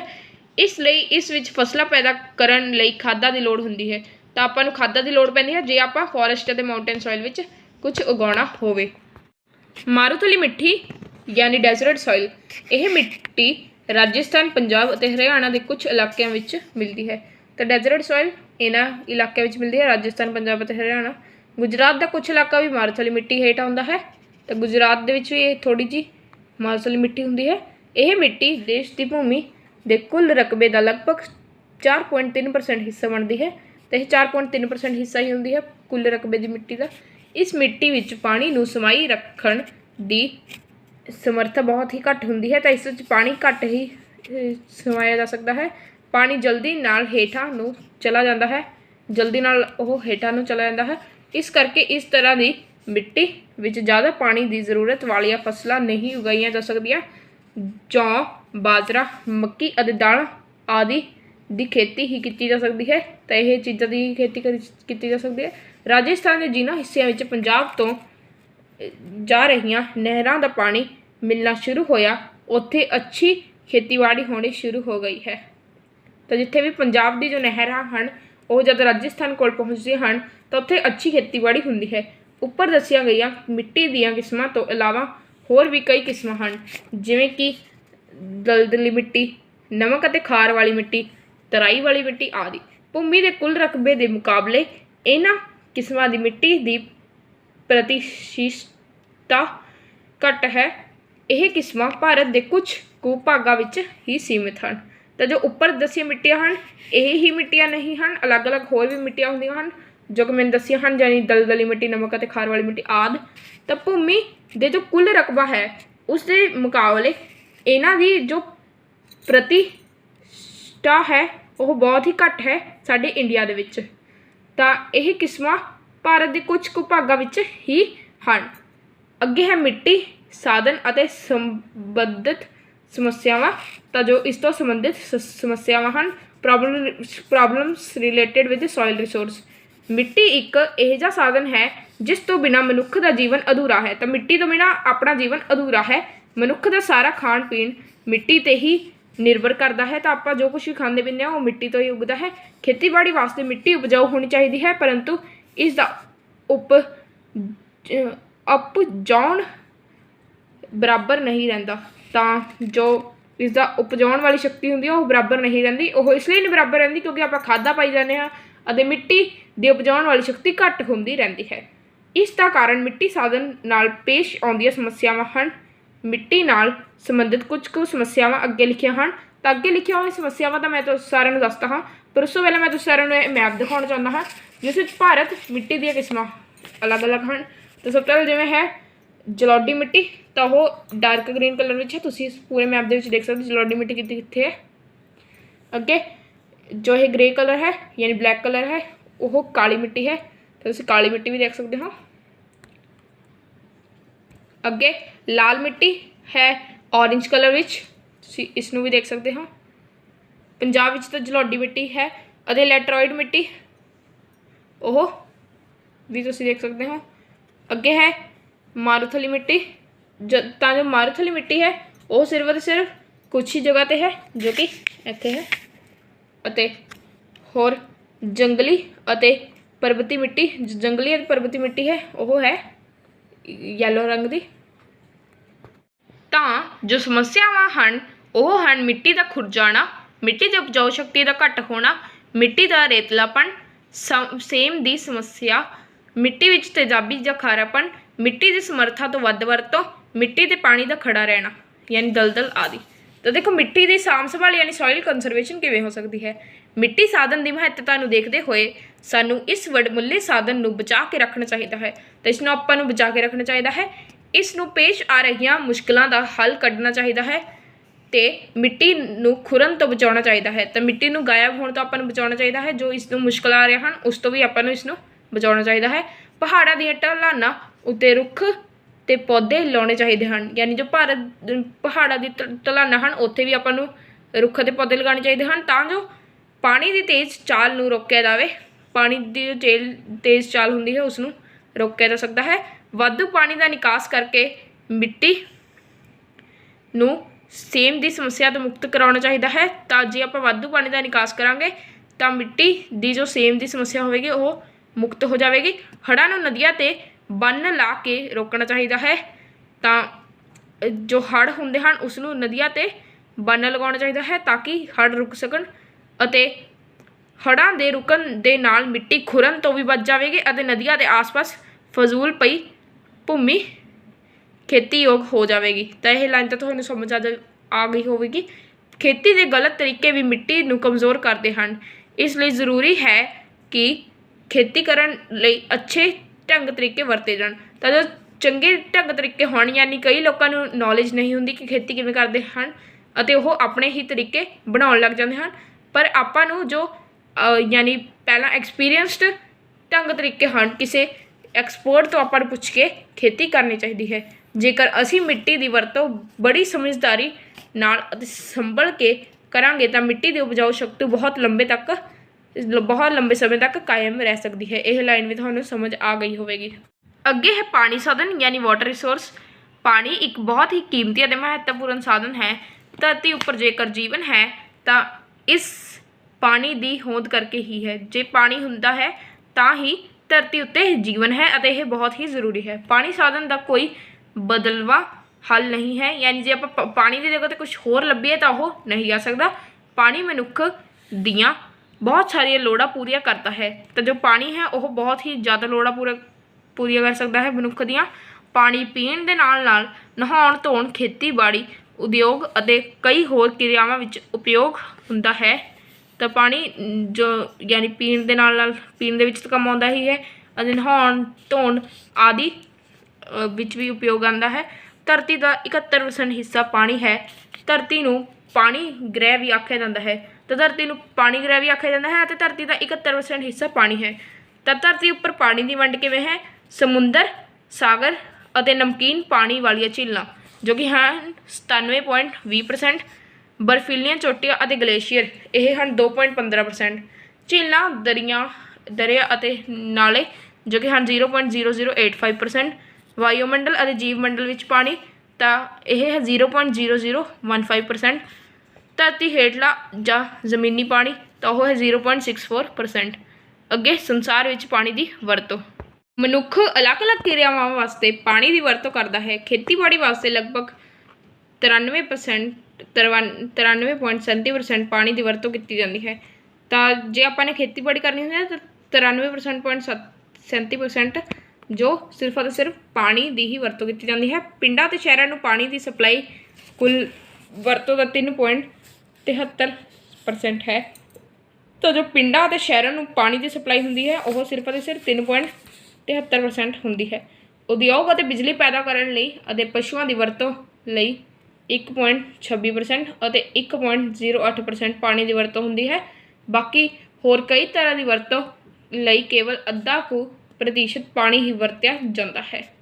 ਤਾਂ ਦੇਖੋ ਇਹ ਲਾਈਨ ਤਾਂ ਤੁਹਾਨੂੰ ਸਮਝ ਆ ਗਈ ਹੋਵੇਗੀ। ਅੱਗੇ ਮਨੁੱਖ ਲਈ ਪਾਣੀ ਦੇ ਸੋਮੇ ਧਰਤੀ ਉੱਪਰ ਪਿਆ ਹੋਇਆ ਸਾਰਾ ਪਾਣੀ ਮਨੁੱਖ ਆਪਣੀ ਵਰਤੋਂ ਵਿੱਚ ਨਹੀਂ ਲਿਆ ਸਕਦਾ। ਤਾਂ ਜੋ ਮਨੁੱਖ ਹੈ ਉਹ ਸਾਰਾ ਪਾਣੀ ਆਪਣੀ ਵਰਤੋਂ ਵਿੱਚ ਨਹੀਂ ਲਿਆ ਸਕਦਾ। ਮਨੁੱਖ ਕੁਝ ਕੁ ਸੀਮਤ ਅਤੇ ਤਾਜ਼ੇ ਪਾਣੀ ਯਾਨੀ ਫਰੈਸ਼ ਵਾਟਰ ਦੇ ਸੋਮਿਆਂ ਦਾ ਪਾਣੀ ਹੀ ਵਰਤੋਂ ਕਰ ਸਕਦਾ ਹੈ। ਇਹ ਉਪਯੋਗੀ ਪਾਣੀ ਦੇ ਸੋਮੇ ਹੇਠ ਲਿਖੇ ਅਨੁਸਾਰ ਹਨ। ਪਹਿਲਾ ਵਰਖਾ ਨੂੰ ਆਪਾਂ ਰੇਨਫਾਲ ਵੀ ਕਹਿੰਦੇ ਹਾਂ। ਦੂਜਾ ਦਰਿਆ ਅਤੇ ਨਦੀਆਂ ਯਾਨੀ ਰੀਵਰਸ ਐਂਡ ਸਟਰੀਮਸ। ਅੱਗੇ ਨਹਿਰਾਂ ਯਾਨੀ ਜਿਸ ਨੂੰ ਆਪਾਂ ਕੈਨਲਸ ਵੀ ਕਹਿੰਦੇ ਹਾਂ। ਤਲਾਬ ਜਿਸ ਨੂੰ ਆਪਾਂ ਟੈਂਕ ਵੀ ਕਹਿੰਦੇ ਹਾਂ। ਧਰਤੀ ਹੇਠਲਾ ਪਾਣੀ ਯਾਨੀ ਅੰਡਰਗਰਾਊਂਡ ਪਾਣੀ। ਸਭ ਤੋਂ ਪਹਿਲਾਂ ਵਰਖਾ ਪਾਣੀ ਦੀ ਪੂਰਤੀ ਦਾ ਇੱਕ ਮਹੱਤਵਪੂਰਨ ਸੋਮਾ ਹੈ, ਪਰੰਤੂ ਇਸ ਵਿੱਚ ਬੜੇ ਵੱਡੇ ਪੱਧਰ 'ਤੇ ਵੱਖਰੇਵੇਂ ਵੇਰੀਏਸ਼ਨਸ ਮਿਲਦੇ ਹਨ। ਤਾਂ ਜੋ ਵਰਖਾ ਹੈ ਉਹ ਪਾਣੀ ਦੀ ਪੂਰਤੀ ਦਾ ਇੱਕ ਬਹੁਤ ਹੀ ਮਹੱਤਵਪੂਰਨ ਸੋਮਾ ਹੈ, ਪਰ ਜੋ ਇਸ ਦੇ ਵਿੱਚ ਵੱਡੇ ਪੱਧਰ 'ਤੇ ਵੱਖਰੇਵੇਂ ਯਾਨੀ ਅਲੱਗ-ਅਲੱਗ ਵੇਰੀਏਸ਼ਨਸ ਮਿਲਦੇ ਹਨ। ਕਿਤੇ ਵਰਖਾ ਵੱਧ ਹੁੰਦੀ ਹੈ ਅਤੇ ਕਿਤੇ ਘੱਟ ਹੁੰਦੀ ਹੈ। ਭਾਰਤ 118 ਸੈਂਟੀਮੀਟਰ ਔਸਤਨ ਸਾਲਾਨਾ ਵਰਖਾ ਪ੍ਰਾਪਤ ਕਰਦਾ ਹੈ। ਸਿਰਫ ਅਤੇ ਸਿਰਫ 118 ਸੈਂਟੀਮੀਟਰ, ਜੋ ਕਿ ਬਹੁਤ ਹੀ ਜ਼ਿਆਦਾ ਹੁੰਦੀ ਹੈ। ਆਪਾਂ ਨੂੰ ਸੁਣਨ ਵਿੱਚ ਘੱਟ ਲੱਗੇਗੀ ਪਰ ਇਹ ਜ਼ਿਆਦਾ ਹੁੰਦੀ ਹੈ। ਵਰਖਾ ਦਾ ਸਾਰਾ ਪਾਣੀ ਭਾਵੇਂ ਮਨੁੱਖ ਦੀ ਵਰਤੋਂ ਵਿੱਚ ਨਹੀਂ ਆਉਂਦਾ, ਪਰੰਤੂ ਧਰਤੀ ਹੇਠਲੇ ਪਾਣੀ ਵਿੱਚ ਵਾਧਾ ਜ਼ਰੂਰ ਕਰਦਾ ਹੈ। ਅਤੇ ਜੋ ਧਰਤੀ ਹੇਠਲਾ ਪਾਣੀ ਹੁੰਦਾ ਉਸ ਵਿੱਚ ਵਾਧਾ ਜ਼ਰੂਰ ਆਉਂਦਾ ਹੈ। ਜਿਨ੍ਹਾਂ ਇਲਾਕਿਆਂ ਵਿੱਚ ਵਰਖਾ ਘੱਟ ਹੁੰਦੀ ਹੈ ਉੱਥੇ ਜ਼ਮੀਨੀ ਪਾਣੀ ਡੂੰਘੇ ਅਤੇ ਨਮਕੀਨ ਹੋ ਜਾਂਦੇ ਹਨ। ਤਾਂ ਜਿਨ੍ਹਾਂ ਇਲਾਕਿਆਂ ਵਿੱਚ ਵਰਖਾ ਜੋ ਹੁੰਦੀ ਹੈ ਉਹ ਘੱਟ ਹੁੰਦੀ ਹੈ ਉੱਥੇ ਜੋ ਜ਼ਮੀਨੀ ਪਾਣੀ ਹੁੰਦੇ ਹਨ ਉਹ ਡੂੰਘੇ ਅਤੇ ਨਮਕੀਨ ਹੋ ਜਾਂਦੇ ਹਨ।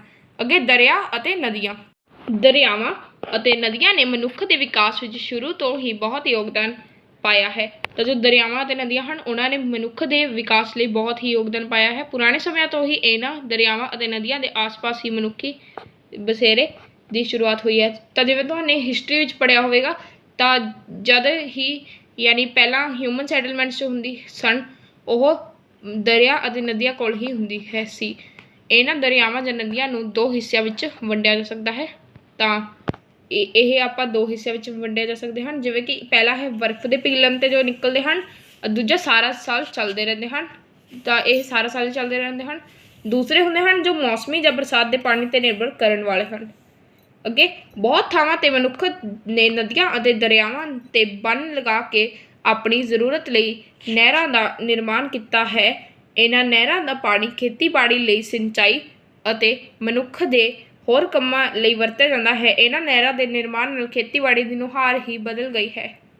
ਤਾਂ ਇਹ ਜੋ ਹਨ ਯਾਨੀ ਜੋ ਨਹਿਰਾਂ ਕੈਨਲਸ ਦਾ ਵਰਤੋਂ ਕੀਤੀ ਜਾਂਦੀ ਹੈ ਤਾਂ ਇਹਨਾਂ ਦੇ ਨਾਲ ਖੇਤੀਬਾੜੀ ਹੀ ਅਲੱਗ ਹੋ ਗਈ ਹੈ, ਜਿਵੇਂ ਕਿ ਪਹਿਲਾਂ ਹੁੰਦੀ ਸੀ ਉਸ ਤੋਂ ਬਹੁਤ ਹੀ ਜ਼ਿਆਦਾ ਅਲੱਗ। ਅੱਗੇ ਤਲਾਬ ਜ਼ਿਆਦਾਤਰ ਉਹਨਾਂ ਇਲਾਕਿਆਂ ਵਿੱਚ ਪਾਏ ਜਾਂਦੇ ਹਨ ਜਿੱਥੇ ਸਾਰਾ ਸਾਲ ਚੱਲਣ ਵਾਲੇ ਦਰਿਆ ਅਤੇ ਨਦੀਆਂ ਦੀ ਘਾਟ ਹੁੰਦੀ ਹੈ। ਤਾਂ ਜ਼ਿਆਦਾਤਰ ਉਹਨਾਂ ਇਲਾਕਿਆਂ ਵਿੱਚ ਹੀ ਤਲਾਬ ਹੁੰਦੇ ਹਨ ਜਿੱਥੇ ਕਿ ਸਾਰਾ ਸਾਲ ਨਦੀਆਂ ਦੀ ਜੋ ਘਾਟ ਹੁੰਦੀ ਹੈ। ਧਰਤੀ ਹੇਠਲਾ ਪਾਣੀ ਵੀ ਜਾਂ ਬਹੁਤ ਡੂੰਘਾ ਜਾਂ ਫਿਰ ਨਾ ਵਰਤਣਯੋਗ ਹੁੰਦਾ ਹੈ। ਲੋਕ ਵਰਖਾ ਦੇ ਪਾਣੀ ਨੂੰ ਤਲਾਬਾਂ ਵਿੱਚ ਇਕੱਠਾ ਕਰ ਲੈਂਦੇ ਹਨ ਅਤੇ ਲੋੜ ਅਨੁਸਾਰ ਵਰਤਦੇ ਹਨ। ਤਾਂ ਲੋਕ ਜੋ ਵਰਖਾ ਦਾ ਪਾਣੀ ਆਉਂਦਾ ਹੈ ਉਸ ਨੂੰ ਤਲਾਬਾਂ ਵਿੱਚ ਇਕੱਠਾ ਕਰ ਲੈਂਦੇ ਹਨ ਅਤੇ ਲੋੜ ਅਨੁਸਾਰ ਵਰਤਦੇ ਹਨ। ਦੱਖਣੀ ਭਾਰਤ ਦੇ ਵਿੱਚ ਤਲਾਬ ਲੋਕਾਂ ਲਈ ਬਹੁਤ ਵੱਡਾ ਜਲ ਸਾਧਨ ਹੈ। ਅੱਗੇ ਹੈ ਧਰਤੀ ਹੇਠਲਾ ਜਾਂ ਜ਼ਮੀਨੀ ਪਾਣੀ, ਜਿਸ ਨੂੰ ਆਪਾਂ ਅੰਡਰਗਰਾਊਂਡ ਵਾਟਰ ਵੀ ਕਹਿੰਦੇ ਹਾਂ। ਮਨੁੱਖ ਲਈ ਵਿਸ਼ੇਸ਼ ਮਹੱਤਤਾ ਰੱਖਦਾ ਹੈ। ਤਾਂ ਇਹ ਮਨੁੱਖ ਲਈ ਬਹੁਤ ਹੀ ਵਿਸ਼ੇਸ਼ ਮਹੱਤਤਾ ਰੱਖਦਾ ਹੈ। ਇਹ ਖੂਹਾਂ ਜਾਂ ਟਿਊਬਵੈੱਲਾਂ ਦੁਆਰਾ ਧਰਤੀ ਵਿੱਚੋਂ ਕੱਢਿਆ ਜਾਂਦਾ ਹੈ। ਇਹ ਪਾਣੀ ਮੁੱਖ ਤੌਰ 'ਤੇ ਪੀਣ ਜਾਂ ਸਿੰਚਾਈ ਦੇ ਕੰਮ ਆਉਂਦਾ ਹੈ।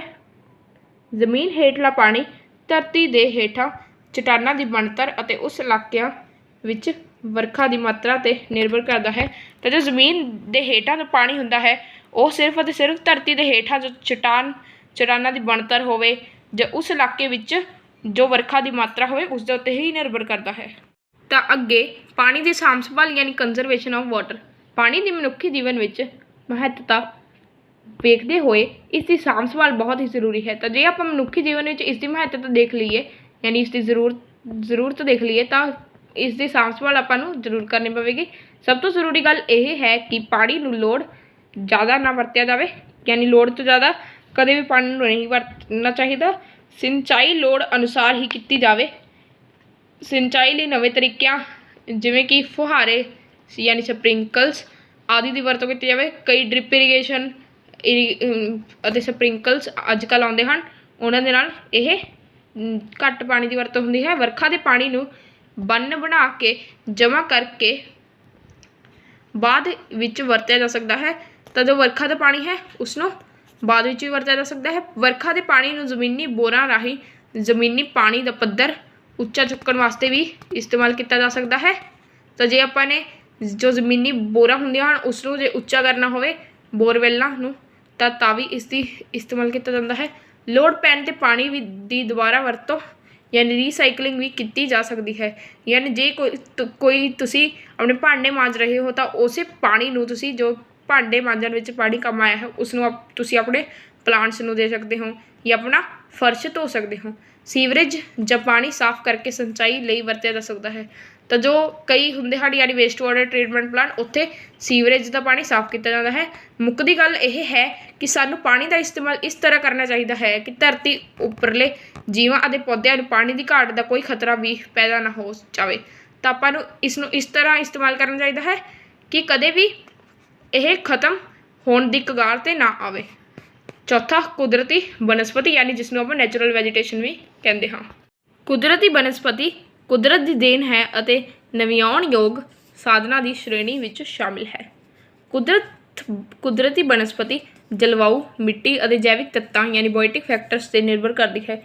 ਤਾਂ ਜੋ ਨੈਚੁਰਲ ਵੈਜੀਟੇਸ਼ਨ ਹੁੰਦੀ ਹੈ ਉਹ ਇੱਕ ਕੁਦਰਤ ਦੀ ਹੀ ਦੇਣ ਹੈ ਅਤੇ ਉਹ ਰੀਨਿਊਏਬਲ ਸਾਧਨਾਂ ਦੀ ਸ਼੍ਰੇਣੀ ਵਿੱਚ ਹੁੰਦੀ ਹੈ।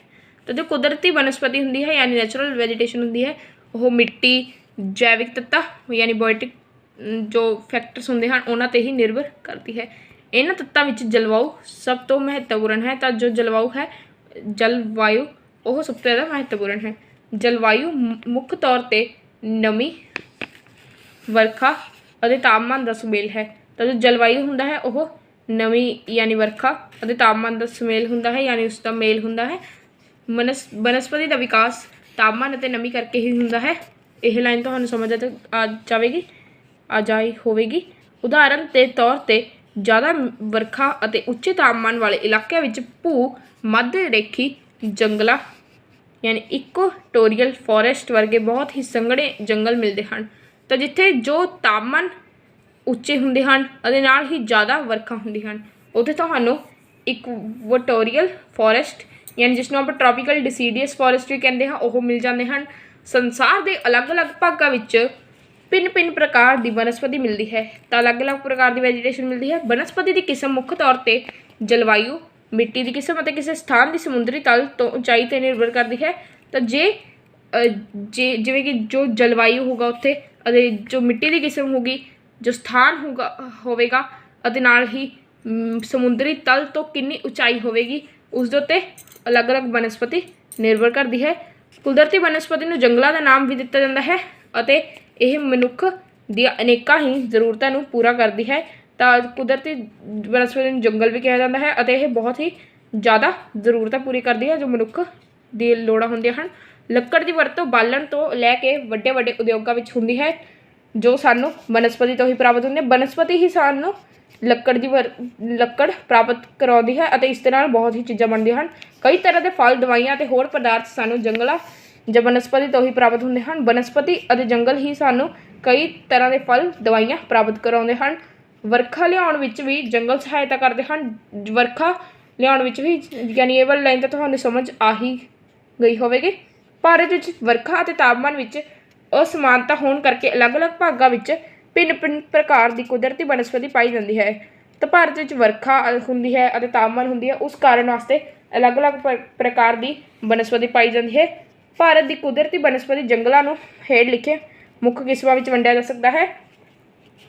ਸਭ ਤੋਂ ਪਹਿਲਾਂ सदाबहार जंगल यानी एवरग्रीन फॉरेस्ट, पतझड़ी जंगल यानी डेसिडियस फॉरेस्ट, मारूथली ਜਾਂ ਖੁਸ਼ਕ ਜੰਗਲ ਜਿਸ ਨੂੰ ਕਿ ਆਪਾਂ ਡਿਜ਼ਰਟਿਕ ਔਰ ਡਰਾਈ ਫੋਰੈਸਟ ਵੀ ਕਹਿੰਦੇ ਹਾਂ, ਪਰਬਤੀ ਜੰਗਲ ਜਿਸ ਨੂੰ ਆਪਾਂ ਮਾਊਂਟੇਨੀਅਸ ਫੋਰੈਸਟ ਵੀ ਕਹਿੰਦੇ ਹਾਂ, ਡੈਲਟਾਈ ਜੰਗਲ ਜਿਸ ਨੂੰ ਆਪਾਂ ਡੈਲਟਾ ਫੋਰੈਸਟ ਵੀ ਕਹਿੰਦੇ ਹਾਂ। ਤਾਂ ਸਦਾਬਹਾਰ ਬਨਸਪਤੀ ਜਾਂ ਜੰਗਲ ਸਾਰਾ ਸਾਲ ਹੀ ਹਰੇ ਰਹਿੰਦੇ ਹਨ। ਤਾਂ ਇਹ ਲਾਈਨ ਤੁਹਾਨੂੰ ਸਮਝ ਆ ਗਈ ਹੋਵੇਗੀ। ਤਾਂ ਜੋ ਇਹ ਲਾਈਨ ਤੁਹਾਨੂੰ ਸਮਝ ਆ ਜਾਵੇਗੀ ਮੈਂ ਉਹ ਤੁਹਾਨੂੰ ਸਮਝਾਵਾਂਗਾ ਨਹੀਂ।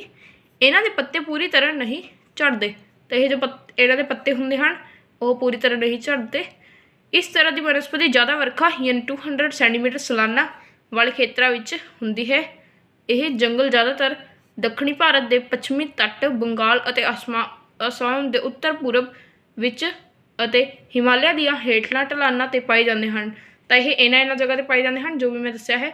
ਅਤੇ 200 ਸੈਂਟੀਮੀਟਰ ਦੇ ਸਾਲਾਨਾ ਕਿਤੇ ਮੀਂਹ ਪਵੇ ਯਾਨੀ ਜੋ ਬਹੁਤ ਹੀ ਜ਼ਿਆਦਾ ਹੁੰਦਾ ਹੈ ਤਾਂ ਹੀ ਇਹ ਬਨਸਪਤੀ ਹੁੰਦੀ ਹੈ। ਇਸ ਤਰ੍ਹਾਂ ਦੇ ਜੰਗਲ ਕਰਨਾਟਕ ਦੇ ਕੁਝ ਹਿੱਸਿਆਂ ਵਿੱਚ ਵੀ ਮਿਲਦੇ ਹਨ ਜਿੱਥੇ ਵਾਪਸ ਆਉਂਦੀਆਂ ਹੋਈਆਂ ਮਾਨਸੂਨ ਹਵਾਵਾਂ ਬਾਰਿਸ਼ ਕਰਦੀਆਂ ਹਨ। ਤਾਂ ਜੋ ਵਾਪਸ ਆਉਂਦੀਆਂ ਹੋਈਆਂ ਮਾਨਸੂਨ ਹਵਾਵਾਂ ਹੁੰਦੀਆਂ ਹਨ ਉਹੀ ਇੱਥੇ ਬਾਰਿਸ਼ ਕਰਾਉਂਦੀਆਂ ਹਨ ਕਰਨਾਟਕ ਦੇ ਵਿੱਚ ਜੋ ਇਹ ਜਿਹੇ ਜੰਗਲ ਹੁੰਦੇ ਹਨ ਉੱਥੇ। ਤਾਂ ਟੀਕ ਅਤੇ ਰੋਜ਼ਵੁੱਡ ਵਰਗੇ ਦਰਖਤ ਹਿਮਾਲਿਆ ਦੀਆਂ ਢਲਾਨਾਂ ਤੋਂ ਅਤੇ ਐਬੋਨੀ, ਨਿੰਮ ਅਤੇ ਇਮਲੀ ਦੇ ਦਰਖਤ ਕਰਨਾਟਕ ਵਿੱਚ ਮਿਲਦੇ ਹਨ। ਤਾਂ ਇਹ ਦਰਖਤ ਮਿਲਦੇ ਹਨ ਇਹਨਾਂ ਜਗ੍ਹਾਵਾਂ 'ਤੇ। ਪਤਝੜੀ ਜੰਗਲ ਉਹ ਜੰਗਲ ਹਨ ਜਿਨ੍ਹਾਂ ਦੇ ਦਰਖਤਾਂ ਦੇ ਪੱਤੇ ਇੱਕ ਮੌਸਮ ਵਿੱਚ ਝੜ ਜਾਂਦੇ ਹਨ। ਤਾਂ ਪਤਝੜੀ ਜੰਗਲ ਉਹਨਾਂ ਨੂੰ ਕਿਹਾ ਜਾਂਦਾ ਹੈ ਜਿਨ੍ਹਾਂ ਦੇ ਜੋ ਦਰਖਤ ਹੁੰਦੇ ਹਨ ਉਹਨਾਂ ਦੇ ਪੱਤੇ ਕਿਸੇ ਨਾ ਕਿਸੇ ਮੌਸਮ ਵਿੱਚ ਝੜ ਜਾਂਦੇ ਹਨ। ਬਸੰਤ ਰੁੱਤ ਵਿੱਚ ਪੱਤੇ ਦੁਬਾਰਾ ਆਉਂਦੇ ਹਨ। ਤਾਂ ਜੋ ਬਸੰਤ ਰੁੱਤ ਹੁੰਦੀ ਹੈ ਉਸ ਵਿੱਚ ਪੱਤੇ ਦੁਬਾਰਾ ਆਉਂਦੇ ਹਨ। ਇਸ ਤਰ੍ਹਾਂ ਦੀ ਬਨਸਪਤੀ ਦੱਖਣੀ ਭਾਰਤ ਵਿੱਚ ਜ਼ਿਆਦਾ ਮਿਲਦੀ ਹੈ। ਤਾਂ ਦੱਖਣੀ ਭਾਰਤ ਵਿੱਚ ਇਸ ਤਰ੍ਹਾਂ ਦੀ ਬਨਸਪਤੀ ਜ਼ਿਆਦਾਤਰ ਮਿਲਦੀ ਹੈ। ਲੱਕੜ ਦੀ ਪ੍ਰਾਪਤੀ ਦੇ ਪੱਖੋਂ ਇਹ ਜੰਗਲ ਬਹੁਤ ਮਹੱਤਤਾ ਰੱਖਦੇ ਹਨ। ਤਾਂ ਇਹ ਬਹੁਤ ਜ਼ਰੂਰੀ ਹਨ ਕਿਉਂਕਿ ਇੱਥੋਂ ਜੋ ਲੱਕੜ ਬਹੁਤ ਜ਼ਿਆਦਾ ਮਿਲਦੀ ਹੈ। ਇਹਨਾਂ ਜੰਗਲਾਂ ਦਾ ਸਾਨੂੰ ਮੁੱਖ ਤੌਰ 'ਤੇ ਸਾਲ, ਟੀਕ, ਬਾਂਸ, ਟਾਹਲੀ ਅਤੇ ਖੈਰ ਕਿਸਮ ਦੀ ਲੱਕੜ ਮਿਲਦੀ ਹੈ। ਤਾਂ ਇਹ ਕਿਸਮ ਦੀ ਜੋ ਇਹ ਅਲੱਗ-ਅਲੱਗ ਪ੍ਰਕਾਰ ਦੇ ਜੰਗਲ ਹੁੰਦੇ ਹਨ ਇਹ ਕਿਸਮ ਦੀ ਲੱਕੜ ਮਿਲਦੀ ਹੈ। ਮਾਰੂਥਲੀ ਜੰਗਲ ਯਾਨੀ 75% ਸਾਲਾਨਾ ਤੋਂ ਘੱਟ ਵਰਖਾ ਵਾਲੇ ਖੇਤਰਾਂ ਵਿੱਚ ਮਿਲਦੇ ਹਨ। ਤਾਂ ਜੋ ਮਾਰੂਥਲੀ ਜੰਗਲ ਹੁੰਦੇ ਹਨ ਯਾਨੀ ਡੈਜ਼ਰਟ ਵਾਲੇ ਜੰਗਲ, ਡੈਜ਼ਰਟ ਫੋਰੈਸਟ, ਤਾਂ ਉਹ 75 ਸੈਂਟੀਮੀਟਰ ਸਾਲਾਨਾ ਵਰਖਾ ਤੋਂ ਘੱਟ ਖੇਤਰਾਂ ਵਾਲੇ ਖੇਤਰਾਂ ਵਿੱਚ ਮਿਲਦੇ ਹਨ।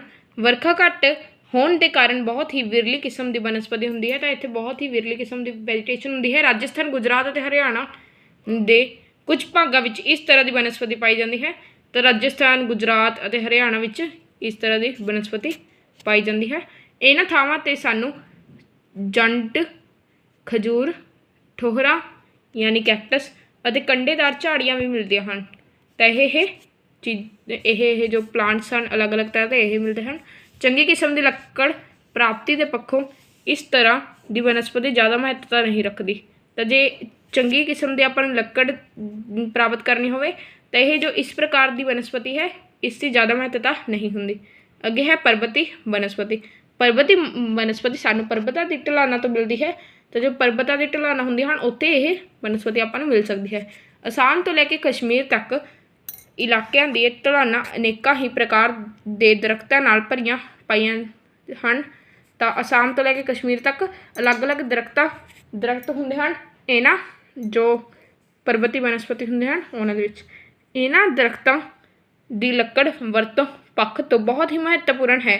ਸਾਨੂੰ ਇੱਥੋਂ ਕਈ ਤਰ੍ਹਾਂ ਦੀ ਲੱਕੜ ਜਿਵੇਂ ਚੀਲ, ਫਰ, ਦਿਓਦਾਰ, ਓਕ, ਅਖਰੋਟ, ਮੈਪਲ, ਪੋਪੂਲਰ ਆਦਿ ਪ੍ਰਾਪਤ ਹੁੰਦੇ ਹਨ। ਤਾਂ ਇਹ ਲੱਕੜ ਮਿਲਦੇ ਹਨ। ਇਹ ਮਹਿੰਗੀ ਅਤੇ ਵਧੀਆ ਕਿਸਮ ਦੀ ਲੱਕੜ ਹੈ। ਇਹ ਲੱਕੜ ਇਮਾਰਤਾਂ ਵਿੱਚ, ਰੇਲ ਦੇ ਡੱਬੇ ਬਣਾਉਣ ਵਿੱਚ, ਮਾਚਿਸ ਅਤੇ ਵਧੀਆ ਕਿਸਮ ਦਾ ਫਰਨੀਚਰ ਬਣਾਉਣ ਦੇ ਕੰਮ ਆਉਂਦੀ ਹੈ। ਤਾਂ ਇਹ ਚੀਜ਼ਾਂ ਬਣਾਉਣ ਦੇ ਇਹ ਲੱਕੜ ਕੰਮ ਆਉਂਦੀ ਹੈ। ਪਰਬਤੀ ਬਨਸਪਤੀ ਦੀ ਪੱਟੀ ਵਿੱਚ ਕਈ ਕਿਸਮ ਦੇ ਫਲ ਜਿਵੇਂ ਸੇਬ, ਬਦਾਮ, ਅਖਰੋਟ, ਆਲੂ ਬੁਖਾਰਾ ਆਦਿ ਵੀ ਪ੍ਰਾਪਤ ਹੁੰਦੇ ਹਨ। ਤਾਂ ਇਹ ਫਲ ਪ੍ਰਾਪਤ ਹੁੰਦੇ ਹਨ। ਡੈਲਟਾ ਕਿਸਮ ਦੀ ਬਨਸਪਤੀ ਸਮੁੰਦਰਾਂ ਦੇ ਕੰਢਿਆਂ ਦੇ ਨੇੜੇ ਮਿਲਦੀ ਹੈ। ਤਾਂ ਜੋ ਡੈਲਟਾ ਕਿਸਮ ਦੀ ਬਨਸਪਤੀ ਹੁੰਦੀ ਹੈ ਉਹ ਸਮੁੰਦਰਾਂ ਦੇ ਕੰਢਿਆਂ ਦੇ ਨੇੜੇ ਮਿਲਦੀ ਹੈ। ਦਰਿਆ ਸਮੁੰਦਰ ਵਿੱਚ ਦਾਖਲ ਹੋਣ 'ਤੇ ਡੈਲਟਾ ਦਾ ਨਿਰਮਾਣ ਕਰਦਾ ਹੈ। ਤਾਂ ਜਦ ਵੀ ਦਰਿਆ ਸਮੁੰਦਰ ਦੇ ਵਿੱਚ ਦਾਖਲ ਹੁੰਦਾ ਹੈ ਤਾਂ ਉਸਨੂੰ ਆਪਾਂ ਡੈਲਟਾ ਕਹਿੰਦੇ ਹਾਂ। ਜੋ ਬਨਸਪਤੀ ਇਹਨਾਂ ਡੈਲਟਾ ਖੇਤਰਾਂ ਵਿੱਚ ਉੱਗਦੀ ਹੈ ਉਸ ਨੂੰ ਡੈਲਟਾ ਬਨਸਪਤੀ ਦਾ ਨਾਂ ਦਿੱਤਾ ਜਾਂਦਾ ਹੈ। ਤਾਂ ਜੋ ਵੀ ਬਨਸਪਤੀ ਯਾਨੀ ਜੋ ਵੀ ਵੈਜੀਟੇਸ਼ਨ ਇੱਥੇ ਉੱਗਦੀ ਹੈ ਉਸ ਨੂੰ ਆਪਾਂ ਡੈਲਟਾ ਬਨਸਪਤੀ ਕਹਿੰਦੇ ਹਾਂ। ਗੰਗਾ ਬ੍ਰਹਮਪੁੱਤਰ ਜੋ ਦੱਖਣੀ ਭਾਰਤ ਦੀਆਂ ਕੁਝ ਨਦੀਆਂ ਦੇ ਡੈਲਟਾ ਭਾਗਾਂ 'ਤੇ ਇਸ ਤਰ੍ਹਾਂ ਦੀ ਬਨਸਪਤੀ ਮਿਲਦੀ ਹੈ। ਸੁੰਦਰੀ ਦਰਖਤ ਦੀ ਲੱਕੜ ਮਨੁੱਖ ਦੀ ਵਰਤੋਂ ਦੇ ਪੱਖ ਤੋਂ ਮਹੱਤਤਾ ਰੱਖਦੀ ਹੈ। ਤਾਂ ਇਹ ਜੋ ਜਗ੍ਹਾਵਾਂ ਮੈਨੇ ਹੁਣੀ ਬੋਲਿਆ ਸੀ ਜਿਵੇਂ ਕਿ ਗੰਗਾ ਬ੍ਰਹਮਪੁੱਤਰ ਜਾਂ ਦੱਖਣੀ ਭਾਰਤ ਦੀਆਂ ਕੁਝ ਹੋਰ ਵੀ ਨਦੀਆਂ ਦੀ ਜੋ ਡੈਲਟਾ ਹੁੰਦੀ ਹੈ ਉੱਥੇ ਇਹ ਬਨਸਪਤੀ ਮਿਲਦੀ ਹੈ। ਅਤੇ ਇੱਥੇ ਲੱਕੜ ਜੋ ਹੈ ਉਹ ਬਹੁਤ ਹੀ ਸੁੰਦਰ ਹੁੰਦੀ ਹੈ ਅਤੇ ਉਹ ਮਨੁੱਖ ਦੇ ਵਰਤੋਂ ਵਿੱਚ ਵੀ ਬਹੁਤ ਹੀ ਮਹੱਤਤਾ ਯਾਨੀ ਜ਼ਰੂਰਤ ਰੱਖਦੀ ਹੈ। ਤਾਂ ਇਸ ਤਰ੍ਹਾਂ ਦੀ ਬਨਸਪਤੀ ਵਿੱਚ ਸੁੰਦਰੀ ਦੇ ਦਰਖਤ ਬਹੁਤ ਜ਼ਿਆਦਾ ਹੁੰਦੇ ਮਿਲਣ ਕਰਕੇ ਹੀ ਗੰਗਾ ਬ੍ਰਹਮਪੁੱਤਰਾ ਡੈਲਟਾ ਨੂੰ ਸੁੰਦਰਬਨ ਦਾ ਡੈਲਟਾ ਵੀ ਕਿਹਾ ਜਾਂਦਾ ਹੈ। ਤਾਂ ਜੋ ਗੰਗਾ ਅਤੇ ਬ੍ਰਹਮਪੁੱਤਰਾ ਦਾ ਡੈਲਟਾ ਹੈ ਉਸ ਨੂੰ ਸੁੰਦਰਬਨ ਦਾ ਡੈਲਟਾ ਇਸ ਲਈ ਕਿਹਾ ਜਾਂਦਾ ਹੈ ਕਿਉਂਕਿ ਇੱਥੇ ਸੁੰਦਰੀ ਦੇ ਦਰਖਤ ਮਿਲਦੇ ਹਨ। ਕੁਦਰਤੀ ਬਨਸਪਤੀ ਮਨੁੱਖ ਦੀਆਂ ਅਣਗਿਣਤ ਲੋੜਾਂ ਨੂੰ ਪੂਰੀ ਕਰਦੀ ਹੈ। ਤਾਂ ਜੋ ਕੁਦਰਤੀ ਬਨਸਪਤੀ ਹੁੰਦੀ ਹੈ ਉਹ ਮਨੁੱਖ ਦੀਆਂ ਅਣਗਿਣਤ ਯਾਨੀ ਅਨਲਿਮਿਟਿਡ ਲੋੜਾਂ ਨੂੰ ਪੂਰਾ ਕਰ ਦਿੰਦੀ ਹੈ। ਬਾਲਣ ਅਤੇ ਇਮਾਰਤੀ ਲੱਕੜ ਤੋਂ ਇਲਾਵਾ ਕਾਗਜ਼ ਬਣਾਉਣ ਲਈ ਲੱਕੜ, ਗੂੰਦ, ਗੰਦਾ, ਬਰੋਜ਼ਾ, ਤਾਰਪੀਨ, ਲਾਖ, ਰਬੜ, ਚਮੜਾ, ਰੰਗਣ ਲਈ ਛਿਲਕਾ, ਦਵਾਈਆਂ ਵਾਸਤੇ ਜੜੀ ਬੂਟੀਆਂ ਅਤੇ ਅਨੇਕਾਂ ਹੀ ਪ੍ਰਕਾਰ ਦੇ ਫਲ ਪ੍ਰਦਾਨ ਕਰਦੀ ਹੈ। ਤਾਂ ਇਹ ਚੀਜ਼ਾਂ ਆਪਾਂ ਨੂੰ ਪ੍ਰਦਾਨ ਹੁੰਦੀਆਂ ਹਨ ਇਹਨਾਂ ਬਨਸਪਤੀ ਦੇ ਵਜ੍ਹਾ ਤੋਂ। ਤਾਂ ਅੱਗੇ ਹੈ ਬਹੁਤ ਸਾਰੇ ਜੰਗਲੀ ਜਾਨਵਰਾਂ ਅਤੇ ਪੰਛੀਆਂ ਦੇ ਕੁਦਰਤੀ ਘਰਾਂ ਨੈਚੁਰਲ ਹੈਬਿਟੇਟ ਦੇ ਤੌਰ 'ਤੇ ਕੰਮ ਆਉਂਦੀ ਹੈ। ਤਾਂ ਜੋ ਇਹ ਹੁੰਦੀ ਹੈ ਇਹ ਬਹੁਤ ਸਾਰੇ ਜੰਗਲੀ ਜਾਨਵਰਾਂ ਅਤੇ ਪੰਛੀਆਂ ਨੂੰ ਘਰ ਦਿੰਦੀ ਹੈ। ਤਾਂ ਹੜ੍ਹਾਂ, ਭੌਂ ਖੋਰ ਅਤੇ ਮਾਰੂਥਲਾਂ ਦੇ ਵਾਧੇ ਨੂੰ ਰੋਕਣ ਵਿੱਚ ਬਹੁਤ ਯੋਗਦਾਨ ਪਾਉਂਦੀ ਹੈ। ਤਾਂ ਇਸ ਦੇ ਨਾਲ ਜੋ ਹੜ੍ਹ ਹੁੰਦੇ ਹਨ, ਭੌਂ ਖੋਰ ਹੁੰਦੇ ਹਨ ਅਤੇ ਮਾਰੂਥਲ ਘੱਟ ਹੁੰਦੇ ਹਨ। ਬਨਸਪਤੀ ਦਾ ਵਰਖਾ ਲਿਆਉਣ ਅਤੇ ਕੁਦਰਤੀ ਸੰਤੁਲਨ ਕਾਇਮ ਕਰਨ ਵਿੱਚ ਬਹੁਤ ਵੱਡਾ ਹੱਥ ਹੈ। ਤਾਂ ਜੋ ਇਹ ਵਰਖਾ ਲਿਆਉਣ ਅਤੇ ਕੁਦਰਤੀ ਸੰਤੁਲਨ ਕਾਇਮ ਰੱਖਣ ਵਿੱਚ ਬਹੁਤ ਵੱਡਾ ਹੱਥ ਹੁੰਦਾ ਹੈ ਇਹਨਾਂ ਦਾ। ਇਸ ਲਈ ਕੁਦਰਤੀ ਬਨਸਪਤੀ ਜਾਂ ਜੰਗਲਾਂ ਨੂੰ ਨਸ਼ਟ ਹੋਣ ਤੋਂ ਬਚਾਇਆ ਜਾਣਾ ਚਾਹੀਦਾ ਹੈ। ਤਾਂ ਜੋ ਕੁਦਰਤੀ ਜੰਗਲ ਹਨ ਯਾਨੀ ਕੁਦਰਤੀ ਬਨਸਪਤੀ ਜਾਂ ਜਿਸ ਨੂੰ ਆਪਾਂ ਜੰਗਲ ਵੀ ਕਹਿੰਦੇ ਹਾਂ ਉਸ ਨੂੰ ਆਪਾਂ ਬਚਾਉਣਾ ਚਾਹੀਦਾ ਹੈ।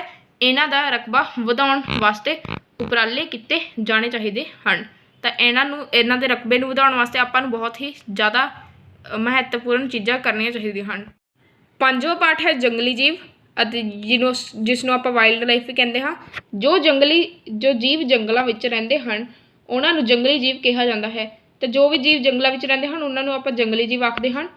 ਅਤੇ ਜੰਗਲ ਇਹਨਾਂ ਜੀਵਾਂ ਜਾਂ ਕੁਦਰਤੀ ਘਰ ਜਾਂ ਨੈਚੁਰਲ ਹੈਬਿਟੇਟ ਮੰਨਿਆ ਜਾਂਦਾ ਹੈ।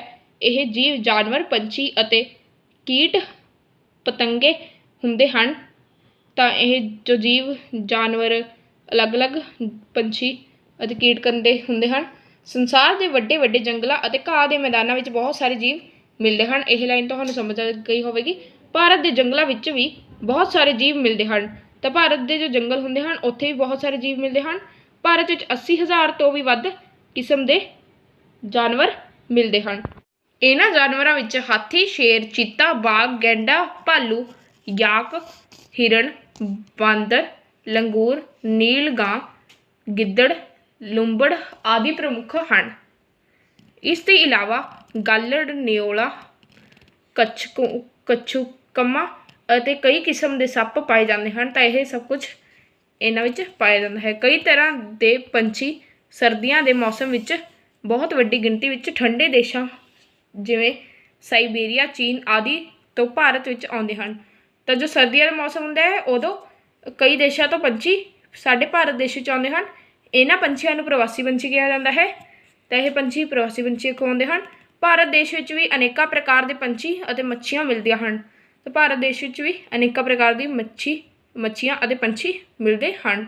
ਜੰਗਲੀ ਜੀਵਾਂ ਦਾ ਬਚਾਅ ਅਤੇ ਸਾਂਭ ਸੰਭਾਲ ਮਨੁੱਖ ਸ਼ੁਰੂ ਤੋਂ ਹੀ ਬਹੁਤ ਸਾਰੇ ਜਾਨਵਰ ਅਤੇ ਪੰਛੀਆਂ ਦਾ ਸ਼ਿਕਾਰ ਕਰਦਾ ਆ ਰਿਹਾ ਹੈ।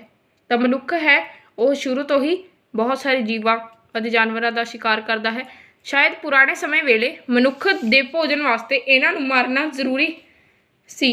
ਤਾਂ ਪੁਰਾਣੇ ਜੋ ਸਮੇਂ ਹੁੰਦੇ ਸਨ ਉਹਨਾਂ ਦੇ ਵਿੱਚ ਇਹਨਾਂ ਨੂੰ ਮਾਰਨਾ ਜ਼ਰੂਰੀ ਹੁੰਦਾ ਸੀ। ਪਰੰਤੂ ਅੱਜ ਦੇ ਮਨੁੱਖ ਕੋਲ ਤਾਂ ਅਨੇਕਾਂ ਪ੍ਰਕਾਰ ਦੇ ਹੋਰ ਪਦਾਰਥ ਖਾਣ ਵਾਸਤੇ ਮੌਜੂਦ ਹਨ। ਤਾਂ ਕਈ ਪਦਾਰਥ ਖਾਣ ਵਾਸਤੇ ਮੌਜੂਦ ਹੋਏ ਹਨ, ਜਿਵੇਂ ਕਿ ਪਲਾਂਟਸ, ਪੇੜ ਪੌਦੇ ਆਦਿ। ਇਸ ਲਈ ਮਨੁੱਖ ਦਾ ਜਾਨਵਰਾਂ ਅਤੇ ਪੰਛੀਆਂ ਨੂੰ ਮਾਰਨਾ ਸੋਭਦਾ ਨਹੀਂ ਹੈ, ਤਾਂ ਇਸ ਲਈ ਆਪਾਂ ਨੂੰ ਇਹਨਾਂ ਨੂੰ ਮਾਰਨਾ ਨਹੀਂ ਚਾਹੀਦਾ। ਜਾਨਵਰਾਂ ਦੀਆਂ ਕਈ ਕਿਸਮਾਂ ਤਾਂ ਹੁਣ ਤੱਕ ਖਤਮ ਹੋ ਚੁੱਕੀਆਂ ਹਨ ਅਤੇ ਕਈ ਹੋਰ ਖਤਮ ਹੋਣ ਦੇ ਕੰਢੇ 'ਤੇ ਹਨ, ਯਾਨੀ ਉਹ ਕਗਾਰ 'ਤੇ ਆ ਚੁੱਕੇ ਹਨ। ਇਸ ਲਈ ਸਾਨੂੰ ਜਾਨਵਰਾਂ ਨੂੰ ਮਾਰਨ ਤੋਂ ਹਟ ਜਾਣਾ ਚਾਹੀਦਾ ਹੈ ਅਤੇ ਉਹਨਾਂ ਨੂੰ ਬਚਾ ਕੇ ਰੱਖਣ ਵਾਸਤੇ ਯੋਗਦਾਨ ਪਾਉਣਾ ਚਾਹੀਦਾ ਹੈ। ਤਾਂ ਉਹ ਜੋ ਜਾਨਵਰ ਹਨ ਉਹਨਾਂ ਨੂੰ ਬਚਾਉਣ ਵਾਸਤੇ ਆਪਾਂ ਨੂੰ ਯੋਗਦਾਨ ਪਾਉਣਾ ਚਾਹੀਦਾ ਹੈ। ਸਾਡੀ ਸਰਕਾਰ ਵੱਲੋਂ ਵੀ ਕਈ ਉਪਰਾਲੇ ਕੀਤੇ ਜਾ ਰਹੇ ਹਨ, ਯਾਨੀ ਉਹਨਾਂ ਵੱਲੋਂ ਕਈ ਕੋਸ਼ਿਸ਼ਾਂ ਕੀਤੀ ਜਾ ਰਹੀਆਂ ਹਨ। ਇਸ ਉਦੇਸ਼ ਲਈ ਸੰਨ 1952 ਵਿੱਚ ਜੰਗਲੀ ਜੀਵਾਂ ਲਈ ਭਾਰਤੀ ਬੋਰਡ ਯਾਨੀ Indian board for wildlife ਦੀ ਸਥਾਪਨਾ ਕੀਤੀ ਗਈ ਸੀ। 1952 ਵਿੱਚ ਇਸ ਬੋਰਡ ਦੀ ਸਥਾਪਨਾ ਕੀਤੀ ਗਈ, ਜਿਸ ਨੂੰ ਆਪਾਂ Indian board for wildlife ਕਹਿੰਦੇ ਹਾਂ। ਇਸ ਵੱਲੋਂ ਜੰਗਲੀ ਜੀਵਾਂ ਨੂੰ ਬਚਾਉਣ ਵਾਸਤੇ ਕਈ ਪ੍ਰੋਗਰਾਮ ਚਲਾਏ ਜਾ ਰਹੇ ਹਨ। ਤਾਂ ਜੰਗਲੀ ਜੀਵਾਂ ਨੂੰ ਬਚਾਉਣ ਵਾਸਤੇ ਕਈ ਪ੍ਰੋਗਰਾਮ ਇਹਨਾਂ ਵੱਲੋਂ ਚਲਾਏ ਜਾ ਰਹੇ ਹਨ। ਇਸ ਤੋਂ ਪਹਿਲਾਂ 1972 ਈਸਵੀ ਵਿੱਚ ਅਤੇ ਫਿਰ 2002 ਵਿੱਚ ਜੰਗਲੀ ਜੀਵਾਂ ਦੀ ਸੁਰੱਖਿਆ ਲਈ ਸਰਕਾਰ ਵੱਲੋਂ ਐਕਟ ਵੀ ਪਾਸ ਕੀਤੇ ਗਏ। ਤਾਂ ਐਕਟ ਅਧੀਨ ਪਾਸ ਕੀਤੇ ਗਏ ਤਾਂ ਬਹੁਤ ਸਾਰੀਆਂ ਕੌਮੀ ਪਾਰਕਾਂ ਯਾਨੀ ਨੈਸ਼ਨਲ ਪਾਰਕਾਂ ਅਤੇ ਜੰਗਲੀ ਜੀਵ ਪਨਾਹਗਾਹਾਂ ਯਾਨੀ ਵਾਈਲਡ ਲਾਈਫ ਸੈਂਚੁਰੀਜ਼ ਦਾ ਵੀ ਪ੍ਰਬੰਧ ਕੀਤਾ ਗਿਆ ਹੈ। ਇੱਥੇ ਜੰਗਲੀ ਜੀਵ ਕੁਦਰਤੀ ਹਾਲਤਾਂ ਵਿੱਚ ਸੁਰੱਖਿਅਤ ਰਹਿ ਸਕਦੇ ਹਨ। ਤਾਂ ਜੋ ਜੰਗਲੀ ਜੀਵ ਹੁੰਦੇ ਹਨ ਉਹ ਕੁਦਰਤੀ ਹਾਲਤਾਂ ਹੀ, ਜਿਵੇਂ ਕਿ ਕੁਦਰਤ ਵਿੱਚ ਉਹ ਰਹਿੰਦੇ ਹਨ, ਨੈਸ਼ਨਲ ਫੋਰੈਸਟ ਵਿੱਚ ਉਹ ਰਹਿੰਦੇ ਹਨ, ਉਹ ਉਸੇ ਪ੍ਰਕਾਰ ਦੇ ਵਾਂਗੂ ਹੀ ਇੱਥੇ ਰਹਿ ਸਕਦੇ ਹਨ। ਤਾਂ ਹੁਣ ਤੱਕ ਦੇਸ਼ ਵਿੱਚ 89 ਕੌਮੀ ਪਾਰਕ ਅਤੇ 490 ਜੰਗਲੀ ਜੀਵ ਪਨਾਹਗਾਹਾਂ ਹਨ। ਸਾਨੂੰ ਆਪਣੇ ਪੱਧਰ 'ਤੇ ਚਾਹੀਦਾ ਹੈ ਕਿ ਜੰਗਲੀ ਜੀਵਾਂ ਅਤੇ ਪੰਛੀਆਂ ਦਾ ਸ਼ਿਕਾਰ ਨਾ ਕੀਤਾ ਜਾਵੇ। ਤਾਂ ਜੇ ਆਪਾਂ ਤੋਂ ਆਪਣੇ ਪੱਧਰ 'ਤੇ ਹੀ ਹੁੰਦਾ ਹੈ ਤਾਂ ਆਪਾਂ ਨੂੰ ਕਦੇ ਵੀ ਜੰਗਲੀ ਜੀਵਾਂ ਅਤੇ ਪੰਛੀਆਂ ਦਾ ਸ਼ਿਕਾਰ ਨਹੀਂ ਕਰਨਾ ਚਾਹੀਦਾ ਹੈ। ਜੰਗਲ ਜੋ ਕਿ ਜੰਗਲੀ ਜੀਵਾਂ ਅਤੇ ਪੰਛੀਆਂ ਦਾ ਘਰ ਹਨ ਨਾ ਕੱਟੇ ਜਾਣ, ਤਾਂ ਜੰਗਲਾਂ ਨੂੰ ਵੀ ਨਹੀਂ ਕੱਟਣਾ ਚਾਹੀਦਾ। ਸਰਕਾਰ ਨੂੰ ਚਾਹੀਦਾ ਹੈ ਕਿ ਜੰਗਲੀ ਜੀਵਾਂ ਦੀ ਸੁਰੱਖਿਆ ਲਈ ਬਣਾਏ ਕਾਨੂੰਨਾਂ ਨੂੰ ਸਖਤੀ ਨਾਲ ਲਾਗੂ ਕੀਤਾ ਜਾਵੇ। ਤਾਂ ਜੋ ਕਾਨੂੰਨ ਬਣਾਏ ਜਾਂਦੇ ਹਨ ਜੰਗਲੀ ਜੀਵਾਂ ਦੇ ਵਾਸਤੇ, ਉਹਨਾਂ ਨੂੰ ਸਖਤੀ ਨਾਲ ਜੋ ਲਾਗੂ ਕੀਤਾ ਜਾਵੇ। ਤਾਂ ਫਾਈਨਲੀ 1 ਘੰਟੇ ਦੀ ਇਹ ਵੀਡੀਓ ਬਣਨ ਤੋਂ ਬਾਅਦ ਇਹ ਚੈਪਟਰ ਪੂਰਾ ਕੰਪਲੀਟ ਹੋ ਚੁੱਕਿਆ ਹੈ। ਪਰ ਜੋ 6ਵਾਂ ਆਪਣਾ ਯਾਨੀ ਜੋ 6ਵਾਂ ਰਿਸੋਰਸਿਸ ਸੀ, ਕੁਦਰਤੀ ਸਾਧਨ ਸੀ, ਉਹ ਸੀ ਖਣਿਜ ਅਤੇ ਸ਼ਕਤੀ ਸਾਧਨ, ਜਿਨ੍ਹਾਂ ਬਾਰੇ ਇੱਕ ਸਪੈਸ਼ਲ ਨੋਟ ਇਸ ਬੁੱਕ ਵਿੱਚ ਦਿੱਤਾ ਗਿਆ ਹੈ, ਜਿਸ ਵਿੱਚ ਲਿਖਿਆ ਹੋਇਆ ਹੈ। ਜੇ ਆਪਾਂ ਅੱਗੇ ਜਾ ਕੇ ਜੋ ਇੰਪੋਰਟੈਂਟ ਨੋਟਸ ਹਨ ਇਹਨਾਂ ਦੀ ਵੀ ਮੈਂ ਇੱਕ ਵੀਡੀਓ ਬਣਾਵਾਂਗਾ, ਇਹ ਪੁਆਇੰਟਸ ਟੂ ਰਿਮੈਂਬਰ ਦੀ। ਤਾਂ ਇਸ ਦੇ ਵਿੱਚ ਨੋਟ ਦਿੱਤਾ ਹੋਇਆ ਹੈ ਕਿ ਖਣਿਜ ਅਤੇ ਸ਼ਕਤੀ ਸਾਧਨਾਂ ਦਾ ਵਿਸਤ੍ਰਿਤ ਵਰਣਨ ਅਗਲੇ ਪਾਠ ਵਿੱਚ ਕੀਤਾ ਗਿਆ ਹੈ। ਤਾਂ ਉਹ ਮੈਂ ਅਗਲੇ ਪਾਠ ਵਿੱਚ ਤੁਸੀਂ ਸਾਰਿਆਂ ਨੂੰ ਕਰਾਵਾਂਗਾ। ਤਾਂ ਇੱਕ ਮੈਂ ਇੰਪੋਰਟੈਂਟ ਪੁਆਇੰਟਸ ਦੀ ਵੀ ਵੀਡੀਓ ਬਣਾਵਾਂਗਾ ਅਤੇ ਇੱਕ ਜੋ ਇਸ ਤੋਂ ਬਾਅਦ ਅਭਿਆਸ ਹੈ ਜਿਨ੍ਹਾਂ ਵਿੱਚ ਪ੍ਰਸ਼ਨ ਉੱਤਰ ਆਦਿ ਹਨ, ਇਹਨਾਂ ਦੀ ਵੀ ਵੀਡੀਓ ਬਣਾ ਦੇਵਾਂਗਾ। ਬਸ ਤੁਸੀਂ ਇਸ ਵੀਡੀਓ ਨੂੰ ਜ਼ਰੂਰ ਲਾਈਕ ਕਰ ਦਿਓ ਅਤੇ ਇਸ ਵੀਡੀਓ ਵਿੱਚ ਬਣਾਉਣ ਲਈ ਮੇਰੀ ਮਿਹਨਤ ਲੱਗੀ ਹੈ, ਤਾਂ ਪਲੀਜ਼ ਮੇਰੇ ਚੈਨਲ ਨੂੰ ਸਬਸਕ੍ਰਾਈਬ ਜ਼ਰੂਰ ਕਰਿਓ। ਧੰਨਵਾਦ ਇਸ ਵੀਡੀਓ ਨੂੰ ਪੂਰਾ ਦੇਖਣ ਦੇ ਲਈ।